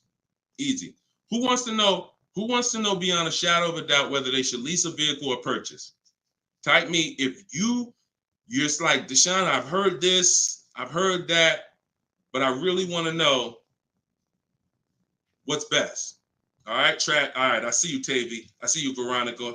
I see you on TikTok. TikTok is commenting fast. I need Instagram. All right, I see you, Patrice. All right, I see you, The Well Life. Perfect. All right. TikTok and Instagram is on point. Facebook and YouTube, y'all got to type fast to keep your hands by your keyboards. All right, Terrence. Okay, so here is the determining factor. In my book, I teach 7 steps. To 7 steps. It doesn't matter. The first step is the most important question. The most important question, I want y'all to remember this. It's tied to something I created called the 8-year rule. The most important question is, and I want you to answer it, for everybody shopping for a car, or if you will be, how many years are you keeping your next car? This is the first thing you ask yourself. This is the first thing when your family is looking for a car, your son, your daughter, your spouse. The first thing you're asking yourself is, how many years am I keeping the next car? So answer that question. What you're going to see is you're now, if you're learning from me and you're going to use what I'm teaching you, it's going to be a system. We're not winging it anymore. We're not randomly shopping and doing things based on, all right, I think I should do this now. I think I should do this now. My book, all of this is in my book, Cars from Home, 7 Steps to Saving Time, Money, and Avoiding Dealership. You can get yours for 75% off in my TikTok bio. It's normally $97, but for 30 minutes, you can get yours for 75% off. You go to my TikTok and Instagram bio. So I see you, Latasha, 5 to 6 years. Tavy, 5 to 6 years. All right, Crowsman, till the doors fall off. Okay, the well life, 6 or 7 years. Everybody answer that question. 8 to 10 years usually. I see you, Terrence. Brandon, Steph, 10 to 15 years. Okay, just bought the book. Hey, congratulations. Use it. Enjoy it and use it. Well life, you're gonna love it. And make sure you write me with your success stories. When you get your car, send me the deal. Congratulations. So 5 to 7 years. So now remember this, and don't try not to say something abstract. Like long as possible, that's too abstract. Like years. What's our goal? 8, 10, 15 till it doesn't drive anymore. Whatever. We want to get a clear picture. Here's why. This is going to be your first step from now on when you are car shopping. Asking yourself this question. We're still on the overall question, which is, should we lease or buy? That's the question we're on overall. Now I'm going to show y'all something that's going to help you understand why we asked this question first, and it's the depreciation scale. So I'm going to use this for you to understand. When you buy a car today, if I put a $30,000 car outside your house right now, if you didn't drive it, you don't drive it 1 mile, is that car worth $30,000 a year from now? You never touched it. You never touched it. Is that car worth $30,000 a year from now? Exactly, Dominic. No.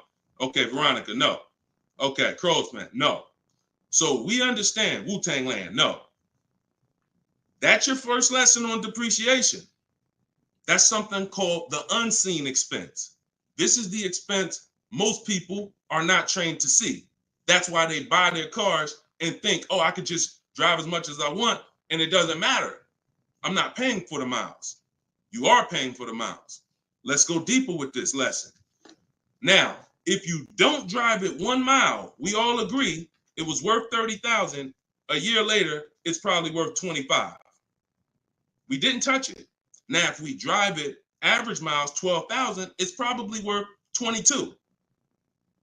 You know, if we drive it high miles, it's probably worth $20,000. So you see that no matter whether you buy or lease, you pay for the mileage. You pay for your usage. In fact, you even pay if you don't use it. So now, I want to use something a little harder than that. When you understand that, you're going to see, Deshone, okay, if I'm losing that type of money in my car when I buy it, when do I ever get to a point where I'm winning? And the longer you keep a car, the more this starts to level out. So when you get to about 7 years, now you're no longer losing thousands of dollars every year. This is the purpose of the purchase, is to get to a point where your car is no longer losing value every year, and you can keep it, and it becomes something that is an asset because it's not taking money out of your house and you're not losing money. Now, the mistake is when you people who answered, if you're a person who said 5 years, 4 years, 3 years, 6 years, your mistake is buying a car and you trying to replace it while it's still on this type of drop. That's why you're never happy when you go trade your car. That's why you have negative equity, because the asset value is so low because it's dropping like a brick every single time for the first 5 years, every single year, first 5, 6 years. How do we avoid that long term? So every one of you that said, Deshone, 8 years, 10 years, you should be purchasing. Deshone, what if I'm not keeping it that long? You should be shopping for leases. because you cannot compare. Look at Danielle. Look at Danielle. Danielle's lease deal, she got $44,000 Audi A3. She's paying $550 a month. No money down. That same car, if she bought it, would be $900 a month. Every $5,000, some of you know, is about $100 a month on a 5-year loan. Depends on what the interest rate is. So that same car that she's driving for $550 would be about $900 a month to buy. So we have to understand, the leasing versus buying question is so easy once you just follow these parameters. You are avoiding depreciation when you get great lease deals, or you're avoiding depreciation when you buy and keep 8+ years. Anytime in between that and any other strategy, you are not avoiding depreciation. The unseen expense is what's taking the most money from your household, is the unseen expense. Everybody clear on that so far? If you're clear on that, type clear. If you're clear on that, type clear. I call this the 8-year rule. You will not, if you stick to this, you will win every time. And if you break this rule, you're going to lose every time. See, I can't help you get a great deal if you bought when you should have leased. Think about Danielle's deal that I just told y'all about. $550 a month on an Audi A3. Even the person who bought and they were paying $900 a month, even if they saved another $5,000, got a ridiculous deal off the car, which we could get. We help you get the best deal. That's no problem. But if you bought it, you're still $8-something a month. So if your deal is on the wrong foundation, there's no way to get a great deal. So buying versus leasing, the most important question, the 8-year rule, is your first step always. Okay, and I see a lot of people typing clear. So good. Okay, shoot the next question up, Dolan. And I know some of you are like, Deshone, I was taught all my life, don't lease. If you weren't keeping your cars 8 years, then those people who taught you that owe you some money. They're not going to give it to you, but unfortunately, they have cost you money. I followed your process and leased 2 cars. Your approach is easy and very transparent. This is Instagram. I appreciate this. The dealerships could not hide. Appreciate you. Come on. See, that's how I want every one of you talking. That's how I want every one of you talking. We're no longer negotiating to get our best deals. We are sorting and letting people come to us. It's oil and water. You got to complete. Why do you think I represent Unlearn, Relearn? Because I know the first problem I saw when I started teaching this in 2021, I started before that, but God blew me up in 2021. You know, we got 1.5 million followers on TikTok, and everything went crazy since then. We teach, but I was like, oh, people got so much bad information that they got to unlearn. I can't put good information on top of bad information. So you got to be willing to scrap that, realize it's cost you money. It's from people who don't understand cars. They might have bought 10 cars, 20 cars in their life. Now they think they're an expert. And that's just cost you. So you got to be willing to unlearn all of that stuff and learn the new way. And that's what we do here. So I'm glad. Enjoy. I'm so glad you're empowered, Coach Booker T. You're empowered. And that's what I want for everybody. Go ahead, shoot the next one up, Dolan. I have a Jag and need to downsize. All right, we'll get to you. I see you on TikTok. I have a Jag and need to downsize. Thank you, Brandon. Appreciate all the gifts on TikTok. Could y'all keep running the screen, the likes up, tapping the screen? If you're spending time with us and you're going to spend a couple minutes with us, can y'all just every couple minutes just tap the screen, keep shooting those likes up?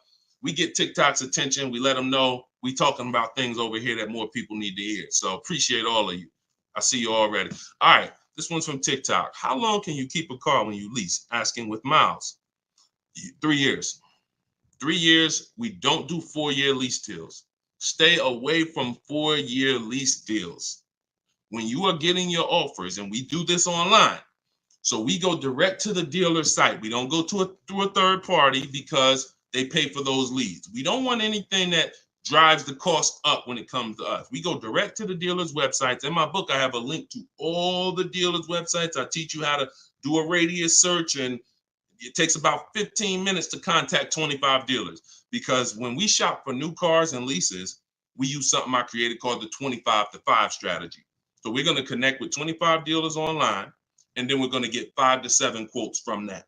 So we're going direct to the dealer's website. That also allows us to shop out of 25 dealers' inventories, because 1 or 2 dealers is not enough. They might not have what you're looking for. Now you're at the mercy of who has what you're looking for. When we connect with 25, we're typically going to be able to get 5 to 7 offers from that. So this takes about 15. It just takes about 15 minutes. But we don't want to, like I said about 10 minutes ago, we dictate how we want our leases customized. And our leases are always first payment out of pocket, total out of pocket, first payment, 12,000 miles per year. And then we are, we're doing 12,000. And once someone wins the bid, out of those 5 to 7 offers, you're going to see, again, like I said, between the Cars from Home book, between the Cars from Home video library, and between my coaching program, we've done this with about 8,000 people since 2021. I can tell you we have enough data to tell you this is how it goes. Once you get 5 to 7 offers, you're going to see at least $150 to $200 difference from your best offer to your worst offer. That proves, that's why I say 80% of dealers are overpriced. So once you see that bid, you're going to, but we dictate that 3 years. We don't let people present leases to us. We tell them, this is how I want the lease. And if anyone suggests a 4-year lease, even a 3.5-year lease is too long, because you're eliminating the benefits of leasing, which is switching cars every 3 years. I want the latest and greatest. I want to pay the pennies on the dollar compared to someone purchasing, and I want to be able to switch cars, and most of the time be under warranty, depending on what brand you're shopping for. If you're shopping Chevy, if you're shopping Ford, if you're shopping most brands with a 3-year bumper-to-bumper warranty, once you go 3.5, once you go 4, you're out of warranty. So I don't even like going 3.5. If it's a ridiculous deal for 3.5, maybe, but I'm typically 3 years, 39 months, maybe, and that's in my template. We'll do 3 or 39 months. 2-year lease deals are rare. You don't really see great 2-year lease deals. But if a manufacturer has it, then a dealer would tell you. When we contact them, they'll tell, hey, we got a great 2-year lease deal. Are you open to that? Yeah, we're open to 2, but we're not open to going longer than 39 months. We're paying too long on a car we're giving back. Go ahead, shoot the next one up, Dolan. Great question. All right, I see you. Perfect. Great questions. All right, Facebook. What's the best credit score to have when looking for a good deal on a brand new car? It's no way to dictate that. All you can do is now, if you're at a point where your credit is in that fair range, which is in that low 6s, mid 6s, then I would tell you, if you can, get yourself up to close to 7, get yourself up to 680, 690, 700, because that fair range is but that's really mostly with leases. But even even if you look, some of you are homeowners. When you buy a house, we're trying to get our credit to wherever it needs to be. If it's not there from the get-go, realtors will tell you, get your credit here so that you can get a mortgage. If you have the luxury of time, then sure, work on it. But our process, the bank bidding war process, eliminates the need for you to actually do this, because what it's going to do is going to, no matter where you find yourself at, you're going to get so many bids, you're going to make sure that whatever the best loan was that you could qualify for, you got it. I talked about the bank bidding war at the beginning of the show. So y'all know, if you're on YouTube, watch the replay, rewind it, watch the replay. We are live at 12 and 3 p.m., y'all. We're doing Monday, Tuesday, Thursday, Friday, 12 p.m., 3 p.m. We are live. Actually live, but throughout the day we rebroadcast these shows so that more people can see them. But in any time outside of that, I want you to go back and watch the replay if we answer something that you ask. And you want to find out, if you get the book, you'll see the bank bidding war that I send out with the book. That's how we get banks and credit unions to bid for our loan. But I explained it earlier in the show. All right, shoot the next one up, Dolan. All right. This one, show enough from YouTube. Quick question: would you pay $9,000 for an SUV with $164,000 on the dash? It's a 2014. All right, so great YouTube name and picture. Shout out to the Last Dragon. No.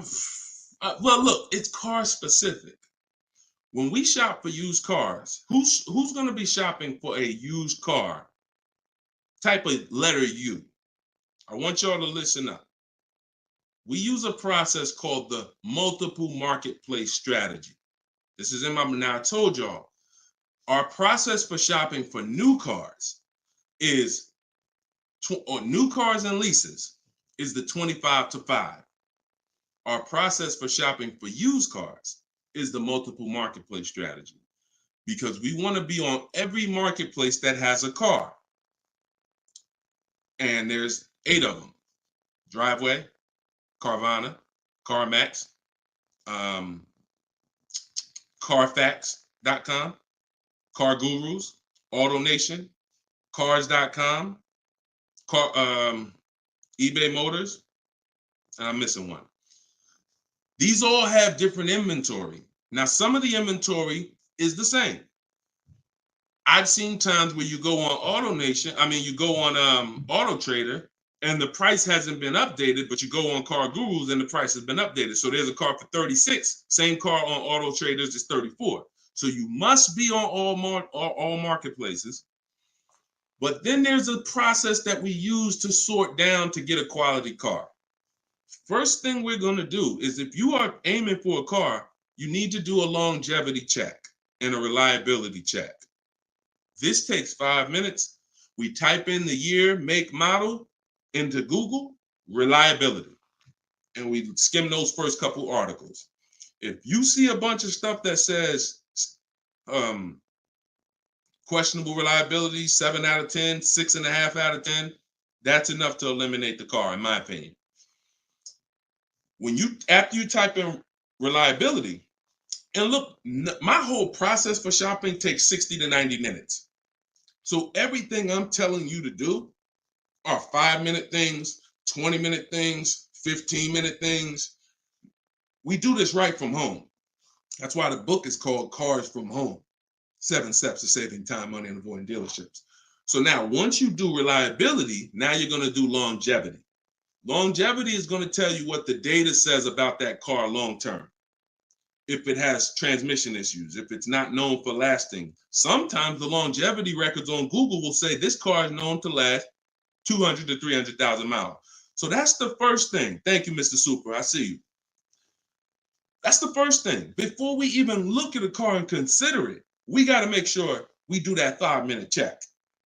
Now, once we move past that, now we're moving into our process of sorting down, because we could have a good car with good data, but we could get a bad car based on the previous owners. So first thing we're looking at is the Carfax. Carfax. We want to know what that title's like. Is it salvage? Is it rental? Is it frame damage? Is it rebuilt? Eliminating those. Now we're moving on to service records. This is the biggest indicator, in my opinion, on if a car was taken care of. It's not title history. It's not accident history. It's service records. Service records. So if I see a car and I see that the service has been done year by year, whether it's a one owner, and I can see every couple thousand miles, service. Great indicator. Great indicator. Opposite is also true. Hold on, Darryl, it's in my TikTok bio. You won't leave the broadcast. He said, how do I get the book? Go to my TikTok bio, click that link. You'll see a link for 75% off for 30 minutes. Grab your copy. It'll be in your inbox in a couple minutes. Okay? And everybody who's on here, you can get your copy for 75% off my new digital book. And I do updates. So anything changes in the market, I update it so that it stays fresh, it stays relevant. So once we move past service records, now we're moving to accident history. Now, all accidents aren't created equal. If you see an accident and it says airbags deployed, that's a deal breaker for me.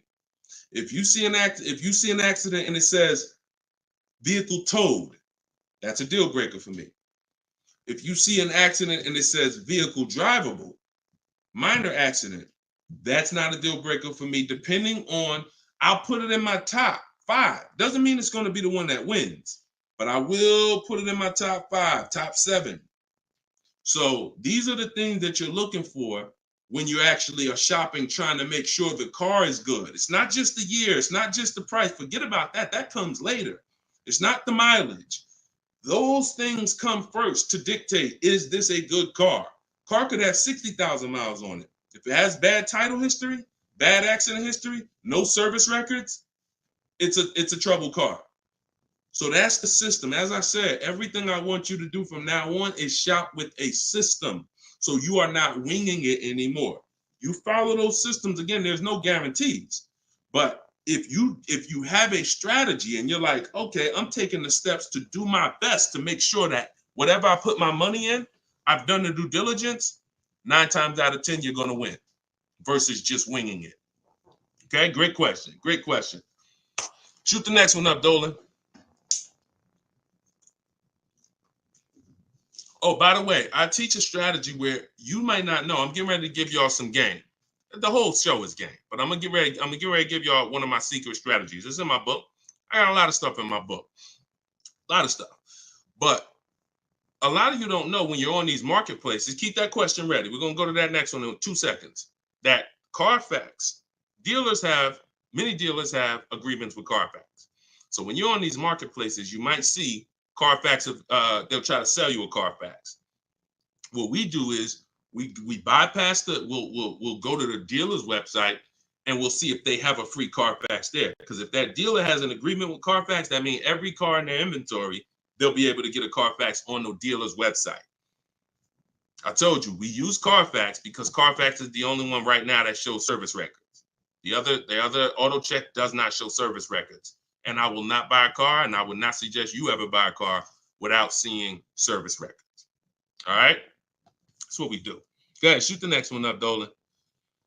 What does residual amount mean? Well, that's the amount that okay, so let's say when you lease, there's a percentage you pay for, and there's a back-end percentage. The back-end percentage is what they want the car back for, and they're going to sell it and, make money. Now, we'll see if we can sell it. We always see if we can sell a lease, if we can make money. We do an equity assessment at the end, but the residual amount, let's just say the car is broken into 2 halves. 40% is what you're going to pay for, and you're going to pay interest on that 40%. And then the 60% is what's left, and that goes back. That's what happens when the dealer comes back. That's when you give it back to the bank, not the dealership. That doesn't matter to us. We do not shop based on residual values, money factors. We do not shop based on that. We get bids because we can't control that. I've had people in the years come in, Wall Street finance guys come in with their finance calculators, asking me the money factor. And when I give them the money factor, we're converting it to an interest rate multiplied by 2,400. And they're like, okay, they're doing all this math and it's not going to help them because all they're doing is one-to-one negotiating. You don't get your best deal doing one-to-one negotiating. You get your best deal by making multiple dealers submit offers and bids. So you can know the residual all you want. You don't know the rebates. What if there's no rebates? You don't know that.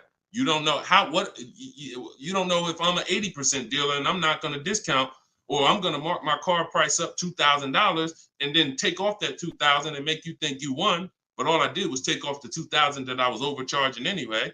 So you don't know who you're dealing with. That's why one-to-one never works. Sitting at home and getting bids from at least 5 dealers. My way is the 25-to-5. We're going to connect with 25 dealers online on their website, send them my template. You can send them an email, letting them know what you want. In my book, I have links to my templates. In my video library, you're using all my stuff and you're not talking. We connect with 25 and we're looking to get 5 to 7 offers. That's the only thing we can control. We can't control the residual amount. We can't control the money factor. We don't shop like that. It's not going to help you. In fact, it'll slow you down and it'll hurt you because you're overanalyzing things that don't even matter. And trust me, I love numbers. I love numbers. I was in calculus in 11th grade, so I can do this stuff in my daggone sleep. But what I don't want is to teach you to do that because I don't do that. It doesn't take that. None of these people that you see, look, when you see Eddie, matter of fact, he bought, hold on. When you see, look, let me show you Benita. Benita in the middle of the pandemic. The reason why I always show Benita is because in the middle of the pandemic, She got a Kia Telluride when people were paying $5-10 grand over sticker form. Kia Telluride, $600 a month, 36 months. She drove out. It's like a $46,000 vehicle. People were paying $800 a month. Some of you may know somebody who's leasing a Kia Telluride that they got during the pandemic. If they didn't put money down, they're paying $800 a month, $700 something a month, minimum. Now, one thing people will never tell you though is the money they put down. So don't even ask them, because people tell you, oh, I'm paying $600 a month myself. They'll never tell you they put $4,000 down though. Never. So, but yeah, when you are shopping like this, you're getting bids. She doesn't know what the deal is going to be until she shops. And when she shops, she doesn't care about the residual value. It doesn't matter to her the money factor. None of that stuff matters. The only thing that matters is, let me get my bids and see who's going to win the bid. That's it. That's it. Go ahead. Shoot the next one up, Dolan. Let me put that banner back up. For all of you who just jumped on, this entire show is sponsored by my new digital book. It's called Cars from Home. 7 Steps to Saving Time, Money, and Avoiding Dealerships. I'm the author of that book. I'm also the creator of the Cars from Home video library and the Cars from Home coaching program. You can get your book for 75% off in my TikTok bio, in my Instagram bio. It's normally $97, but you can get your copy for 75% off by going to my bios and getting it, or you can scan the QR code or go to deshonsbook.com. 75% off for 30 minutes. All right. So get your copy. Everything I teach is in there, and you can reference it for life. All right. This one's from TikTok. When I see, we already did that one. I know you're snatching all the questions, but I tied that question in, even though you didn't post it. I tied that question into the other person who was asking about 0 down leases. All right. Thanks, Dolan. Okay. This is another one from TikTok. Lease mileages. Let's go Instagram. Make sure you're typing your questions. All right. Make sure you type in your questions, Instagram. We live every day at 12 and 3. So let's see. TikTok. Lease mileage 10,000 under allowable. Does that value when getting next lease? No. What you're going to do is you're going to do an equity assessment. You are not going to, how many people right now have dealers calling them, telling them to come in and they can get you out of your lease, or they could trade you out of your car and put you in another car? How many people have either phone calls coming in, emails, or you get mail? Hey, Leo, good news. We need your 2019 car. We have somebody looking for that car. How many people are getting those emails or those calls right now? When you get those emails, look, all of them, look, look, I do every day, Matthew said. Look, so when you get those calls, what they're doing is we have automatic algorithms, like automatic technology that generates these lists for us. It's not that they saw your car exactly and they're like, oh, I love your particular car. So what you got to know is, what's the goal? The goal is to get you to come in and get you to have them be your first offer on your vehicle. Now, we never want a dealer to be our first offer. Hold on, Tiffany. We never want a dealer to be our first offer. We want the dealer to be our last offer all the time when it comes to our car that we're replacing. So you're going to do something, Wanda, called an equity assessment. You're going to call the bank. You're going to ask the bank 2 questions if you're leasing. 1 question if you own. What's my payoff? That's the question everyone asks. If you're leasing, you're going to ask the second question. Do I have a third-party restriction? If they say no, then you need to write that down. If they say yes, you need to account for this. Once you hang up that phone call, you're going to do this equity assessment, which is going on the 6 websites I mentioned earlier: CarMax, Driveway, Carvana, Kelly's Blue Book Instant Cash Offer, AutoNation, Sell My Car, and Car Guru, Sell My Car. Every one of those sites, if they ask you, if you have a loan, if you are leasing, when they ask you, is the car owned, finance, leased, you're going to put owned. Don't put lease, because it triggers something in their website. They don't know how to separate third-party restrictions and not. And just so you know, for those of you who think you can't sell your lease because you have a third-party restriction, you're wrong. We sell leases with third-party restrictions. A third-party restriction doesn't mean you can't sell your lease. It means you can only sell your lease to a dealership that sells the same brand. So if I have a Nissan lease, I can only sell my lease directly to a Nissan dealer. And I'm selling and getting what? What's the best? What do we do? Bids. I'm not, every Nissan deal is not the same. So for those of you who had third-party restrictions, I saw a lot of people, I had to buy my car and resell. We don't do that. If you have equity, $3,000, $4,000, $5,000 in equity in your lease, you are now going to sell that car to a local dealership, and we're going to get bids. I have a script in my book for talking to used car managers and getting bids from local used car managers. Now, if you don't have a third-party restriction, it's even easier.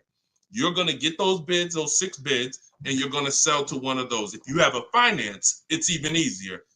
Finance and no third-party restriction is pretty much the same. You're going to sell to the highest bidder of the online dealers. And if you have to replace your car, you're just going to keep those offers on hold, because some of you are going to say, well, I could make $3,000 selling my car, but I need to find my new car first. No problem. In my book, I teach something called timing the transaction. You're just going to put those offers on hold. You're going to start your shopping, and you're going to find the dealer who's going to win your bid to sell you the car. And then you're going to pick up your new car and sell your old car the same day. These companies cut you a check. This isn't like Facebook Marketplace. You go into CarMax, literally they inspect the car, they cut you a check, you leave with the difference. It's not a 2-3 day thing. This isn't like, oh, I need to. No, this is very simple to do. And that's the equity assessment process. We get bids on everything. Our old car, our new car we're buying, our loan. Everything's a bid. All right, everybody clear on that? If you're getting value out of the show so far, I want you to type $signs. If you're getting value out of the show so far, type $signs in the comments. I want to make sure that we're getting value out of what we're talking about. And then we're going to go to Tiffany's question. All right, I see you, Brandon. All right, perfect. All right, I see you, Denise. I see you, Terrence. I see you, user 977-163-105-3712. I see you, the Wildlife Diva. Perfect. 36 Chambers. Richard, I see you. Perfect. All right. Wonderful. All right. Shoot. Can you pull Tiffany's question up? I purchased the book and reviewed the email. How it hasn't downloaded since I did something wrong. Dominic, just as soon as you purchase the book, I give you a support email. Don't DM, because we have 2 million followers. We're blessed, thank God. DMs, we get hundreds of DMs. You get a support email. Let me know if you got it. And then just if there's anything, we'll get you the book. We'll send it to you manually. Okay. So just hit me with that. Just make sure you got it. All right. So Tiffany said, this is from TikTok, would you finance your lease at the end? 2018 Audi S5, 42,000 miles, 5K down, 12,000 miles. So when I talked to you earlier, you have to ask yourself the same question. If you were here earlier, the most important question is, how many years are you keeping the next car? You're going to ask yourself the same question right now, because you're about to buy another car. You have to see your lease. Buying your lease, you have to see it as buying another car. It's a used car. That's what you're doing. Hold on. Okay, LA Connect, do me a favor. Hold on. LA Connect, shoot me a DM. I'll look for your DM, and you get the support email. You don't get the support email. As soon as you purchase, the thank you page says, here's the support email. So, and check your spam and check your junk folder, okay? Because we got a pretty sophisticated email technology that is spot on most of the time. I'm not going to sit up here and tell you it's perfect, but I mean, we deliver a lot of books without issue. So sometimes it's in spam, sometimes it's in the junk folder. Okay, so that's how you have to see buying your lease. You're buying a used car. The only difference is it's your car. That's the only difference. You don't, instead of going to look for a used car, you're saying, I'm going to buy that used car. So the same question exists. How many years are you going to keep the car? Now, if you say, 8, you're not going to break the 8-year rule. Then you could buy it. But if it's not 8, it makes 0 sense not to be shopping for another lease. I'm going to tell you why. One, the depreciation. And I'll talk to you about, I'll do a quick scenario of, because some people say, Deshone, when I buy used cars, they don't depreciate as much as used cars, but you still pay more than people who get great lease deals, than people who get great lease deals. You're still paying more money, and now you're paying more money for a for a worse car. So, but when you are looking at these scenarios, most people are going to finance for a 5-year or 6-year loan to buy their lease out. But you've already had the car for 3 years. So you have to say to yourself, what's the likelihood I'm going to keep this car that I've already had for 3 years for another 3 years? Tiffany, if you didn't get, if the new lease payment, if that's not the best offer out of 5 dealers, then that doesn't matter to me, because we don't care about what one dealer says, especially a dealer who's going to try to see you. Some of you are too loyal to these dealers, and you got to stop. I'm not loyal to any dealer. No one who listens to me is loyal to any dealer. We are done with being friends with dealers. We don't need to go to a barbecue with our car salesman. We don't need to do that anymore, because we need to make car salespeople compete and different dealers compete. Tons of people will walk in, get one quote from an old dealer or a dealer that sold them 2 cars, and that quote is $900 a month, and they're like, oh, I guess that's what the car costs. Not realizing, no, that's what the car costs from that dealer. That's what it costs from that dealer. Your competition is going to be $1,000 a month, $1,050 a month, $850 a month, $790 a month. I told you, when you shop the correct way, you are going to expose the dealers that are overpriced. That's why that person who came on here, who Dolan put that comment up that said, hey, I use your stuff, dealers can't hide. Because it's an exposing of the overpriced car dealers. We see the people who are overcharging us, because when we see that best offer is $790, and then we see another offer for $840, another offer for $890, another offer for $920, we realize all of those other higher price offers were taking a shot at us, hoping that we weren't going to shop them. But that's okay. We're buying from the 20% who beats their offers. So before we ever make a decision to leave, we must shop 5 offers, and none of you are going to realize that this is right. See, like I said, between my book, the Cars from Home Library, and my coaching program, we've helped 8,000 people since 2021. These are the numbers. 80% of dealers are overcharging you. And if you don't have multiple offers in front of you, at least 5, you're not going to ever find the best price dealers. And you don't do this the hard way, going into dealer to dealer to dealer. You do this sitting at home on these dealers' websites, requesting your offers, looking at offers strategically. That's why my book is called Cars from Home. My system is called Cars from Home. We spend time here. We're not in a dealership for more than 30 minutes. Okay? So getting back to your question about buying your lease, I'm not buying a used car.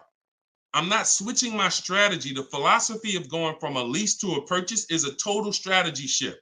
That means I'm going from a short-term person who doesn't like maintenance, who doesn't want to put more long-term, who doesn't want to keep a car long-term. I want to be under warranty most of the time. I want to drive cars for pennies on the dollar, compared to people who buy. Now I'm switching that to become a long-term person, because there's a different set of values when you're buying cars for 8 to 10 years to 12 years. That means I'm going to pay off my car. I'm going to get to the point where it's not depreciating a lot anymore. I don't care about having the latest and greatest. Once my car is paid off, I just got a car that's 7, 8 years, 9 years old, but I'm going to keep it in my family for a long time, and I'm going to win that way.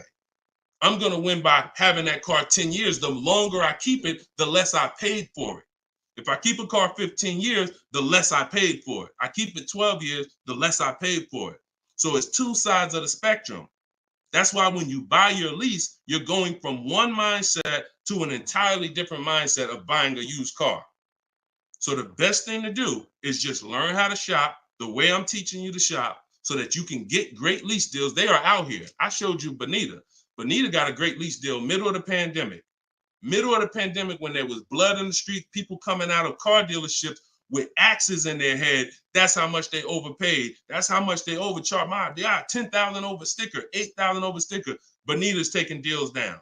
We've been doing this, but the only way you're going to get great deals is to stop shopping the way they want you to shop and start shopping the way you should shop, which is being in control, making people bid for your business. And you're going to get entirely different results. You're going to realize, dang, these dealers have been overcharging me. That's perfect. That's perfect. All right, go ahead, Dolan. Shoot the next one up. We got a couple more minutes.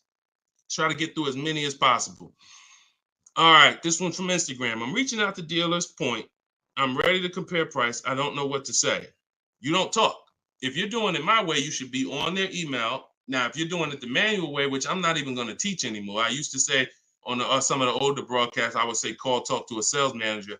But I want to do it by email. We go to a dealer's website, we use the contact tab, we tell them what we want, and then we're having conversations from there. Now we do that. We do that with 25 dealers. We always get a separate email. These are the little things that we must do to make our in my book, in everything I teach. It's for a reason. We get a separate email. We get a Google Voice phone number because we're not talking to people. If we're talking to anybody, we're talking to sales managers. We are not talking to salespeople unless we're setting up a test drive.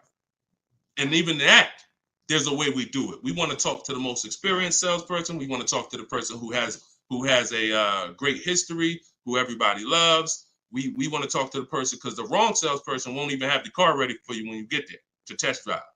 New salesperson just started. He over there, thinking about how he'll just, so we got to even act for the right salesperson to set up a test drive. But we're not talking. See, when you're not talking, you can stay out of emotion. Even the first time you use my stuff and you start using my scripts and my templates, you're still going to be a little emotional, unless you're just, some of you have a very like stoic personality. Some of you have a very, whether it's military or whether it's just your natural personality, you don't get emotionally involved. This is what you need to be. And some of you who are emotional, you're going to see there's no reason for me to be emotional anymore using this. I'm at home, I'm in control, I'm making people bid, and I'm not talking to people where they can get me emotional and I can say something that's going to hurt me or cost me money. So we are doing all of this online through their website, letting them know what we want, requesting our offers. And like I said, we do something called the 25-to-5 strategy, where we're connecting with 25 dealers online to get 5 quotes. That's how we shop for new cars and leases, not used cars, new cars and leases. So you shouldn't be talking saying, I don't know what to say. You are reaching out to them. First thing we're going to do is let them know what we want. After we confirm the dealer has what we want, then we're going to request our quote and our offer.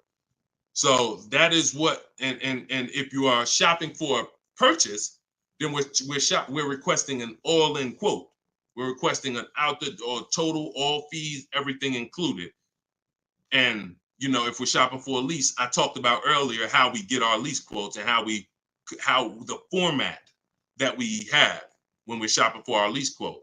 So my book is $24 if you get it at the 75% off. In that book is my scripts. In that book is my templates where you fill in your information, you fill in the car you want, and I walk you through my entire process. I also have replies in there because there's going to be things that they say. These are trained people you're dealing with. We deal with trained salespeople. So when you are reaching out to them, they're going to say things like, hey, when can you come in? Hey, okay, I'm handling my entire process from home. And then you always end with a question. All my scripts end with a question. You should always end your email with a question, not a statement. So if they say, hey, we only car shop, we only give quotes in person. Okay, well, no other dealer that I'm talking to has said that. Should I remove you from my list, or are you gonna present an offer? Always a question, because you bounce the ball back to them. So all of my scripts and my replies are in there. This is what, and there's, but you need to keep the conversation on your agenda. You're having a conversation online with these dealers. And That's why I say separate email, Google Voice number, dedicated, locked in. You don't want a bunch of car dealers' emails mixed in your personal email. It's just, that's not how we do it. That's going to mess you up. We do not do it like that. That'll confuse you. Now you're missing emails and all of that. Separate email. All right. Go ahead. Denise is asking, can you answer my question? I want to know if I have options. Can you find Denise's question from TikTok? TikTok, Dolan? You see Denise's question? Give her a second. Thoughts on, while you do that, I'm going to enter this thoughts on leasing a Tesla. There's no price negotiation. There's no price negotiation. So there's no reason to get bids. You can't get bids on Tesla. Keep that up. I'm gonna get to that right after this. This is a short answer. What you need to do when you're leasing a Tesla is total out of pocket, first month payment, 12,000 miles per year. Divide the monthly payment into the MSRP, like I said. And if it's over 1.5%, you're paying too much for a car you're giving back. So we still need to know if the lease deal's good. Doesn't matter. Even if it's no negotiations. Plenty of people out there that got bad lease programs that are dependent on people who don't know what a bad lease program is to come in and lease the car. And until we stop leasing those cars at these bad lease programs, when we stop, that's when they'll change. All right. It's always a buyer's market for us.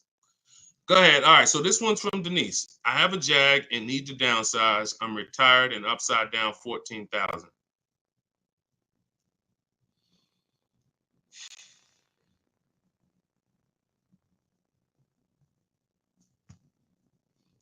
See, here's the bad part about negative equity. The damage is done. I wish I was the person who could, give back. A lot of what I'm talking to y'all about is I'm shouting from the hills and warning you. It's up to you to take the warning. But in this particular case, with negative equity, the damage is done.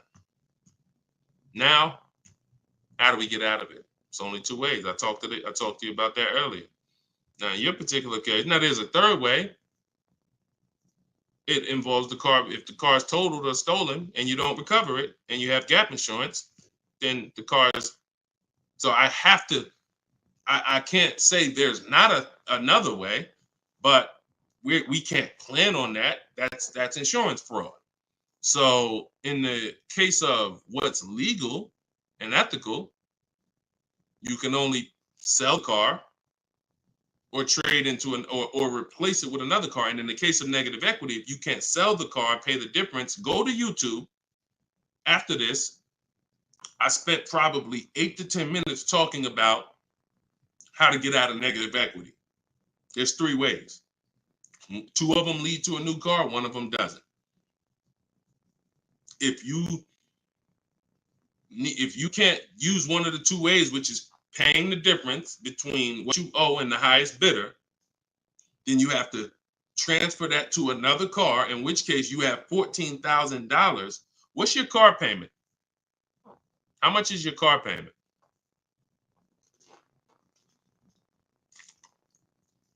And if you need to downsize because you want a smaller car, okay, $769. If you need to downsize because what's the reason that you need to downsize? Is you need a lower payment, or you just need a smaller car? Lower payment or smaller car?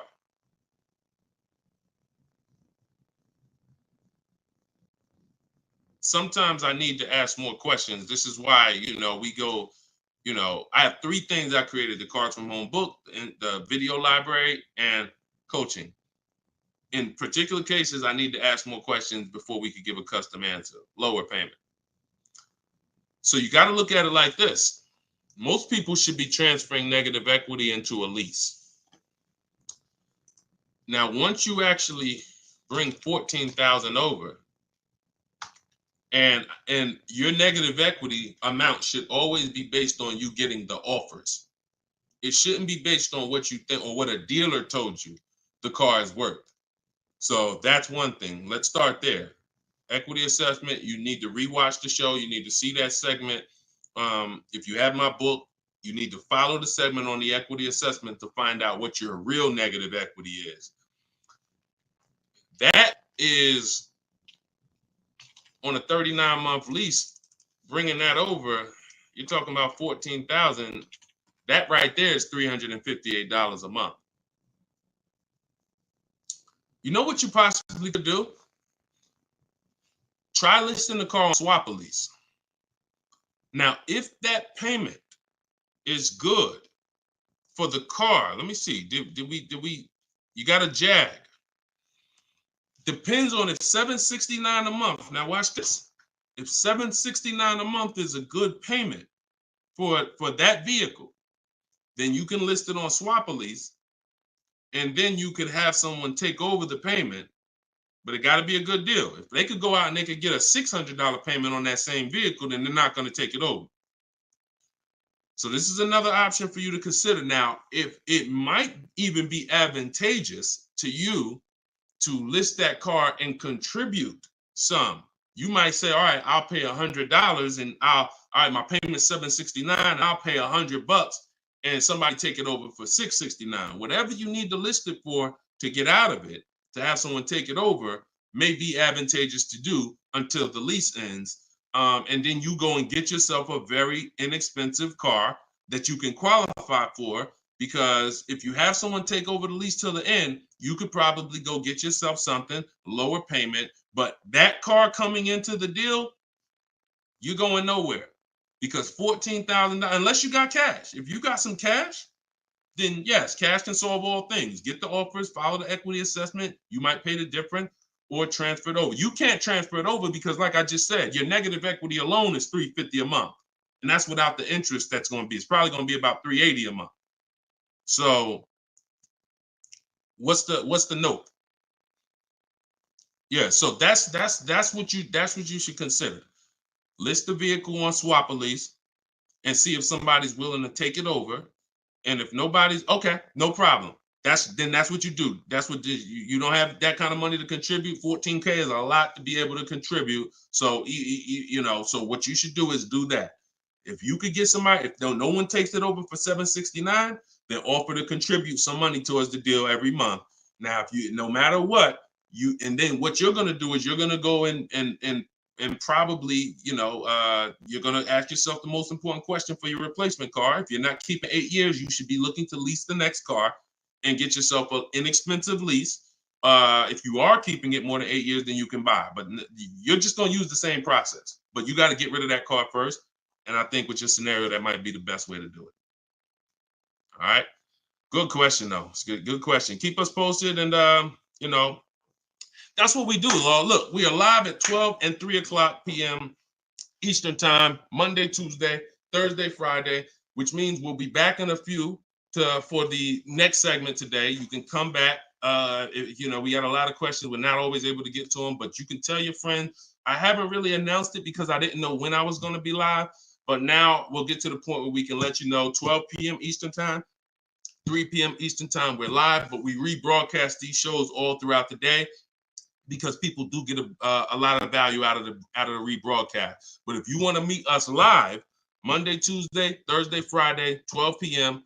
and 3 p.m. Eastern time, bring your questions. And if you didn't know, my book, Cars from Home, 7 Steps to Saving Time, Money, and Avoiding Dealerships, is 75% off for 30 minutes, part of our welcome offer. So you can get yours in my TikTok bio or in my Instagram bio, or go to deshonebook.com in the comment section on YouTube or in the comment section on Facebook.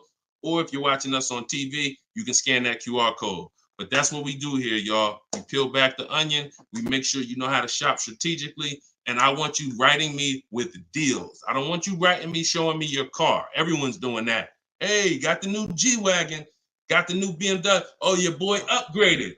Never talk about what we paid for it, though.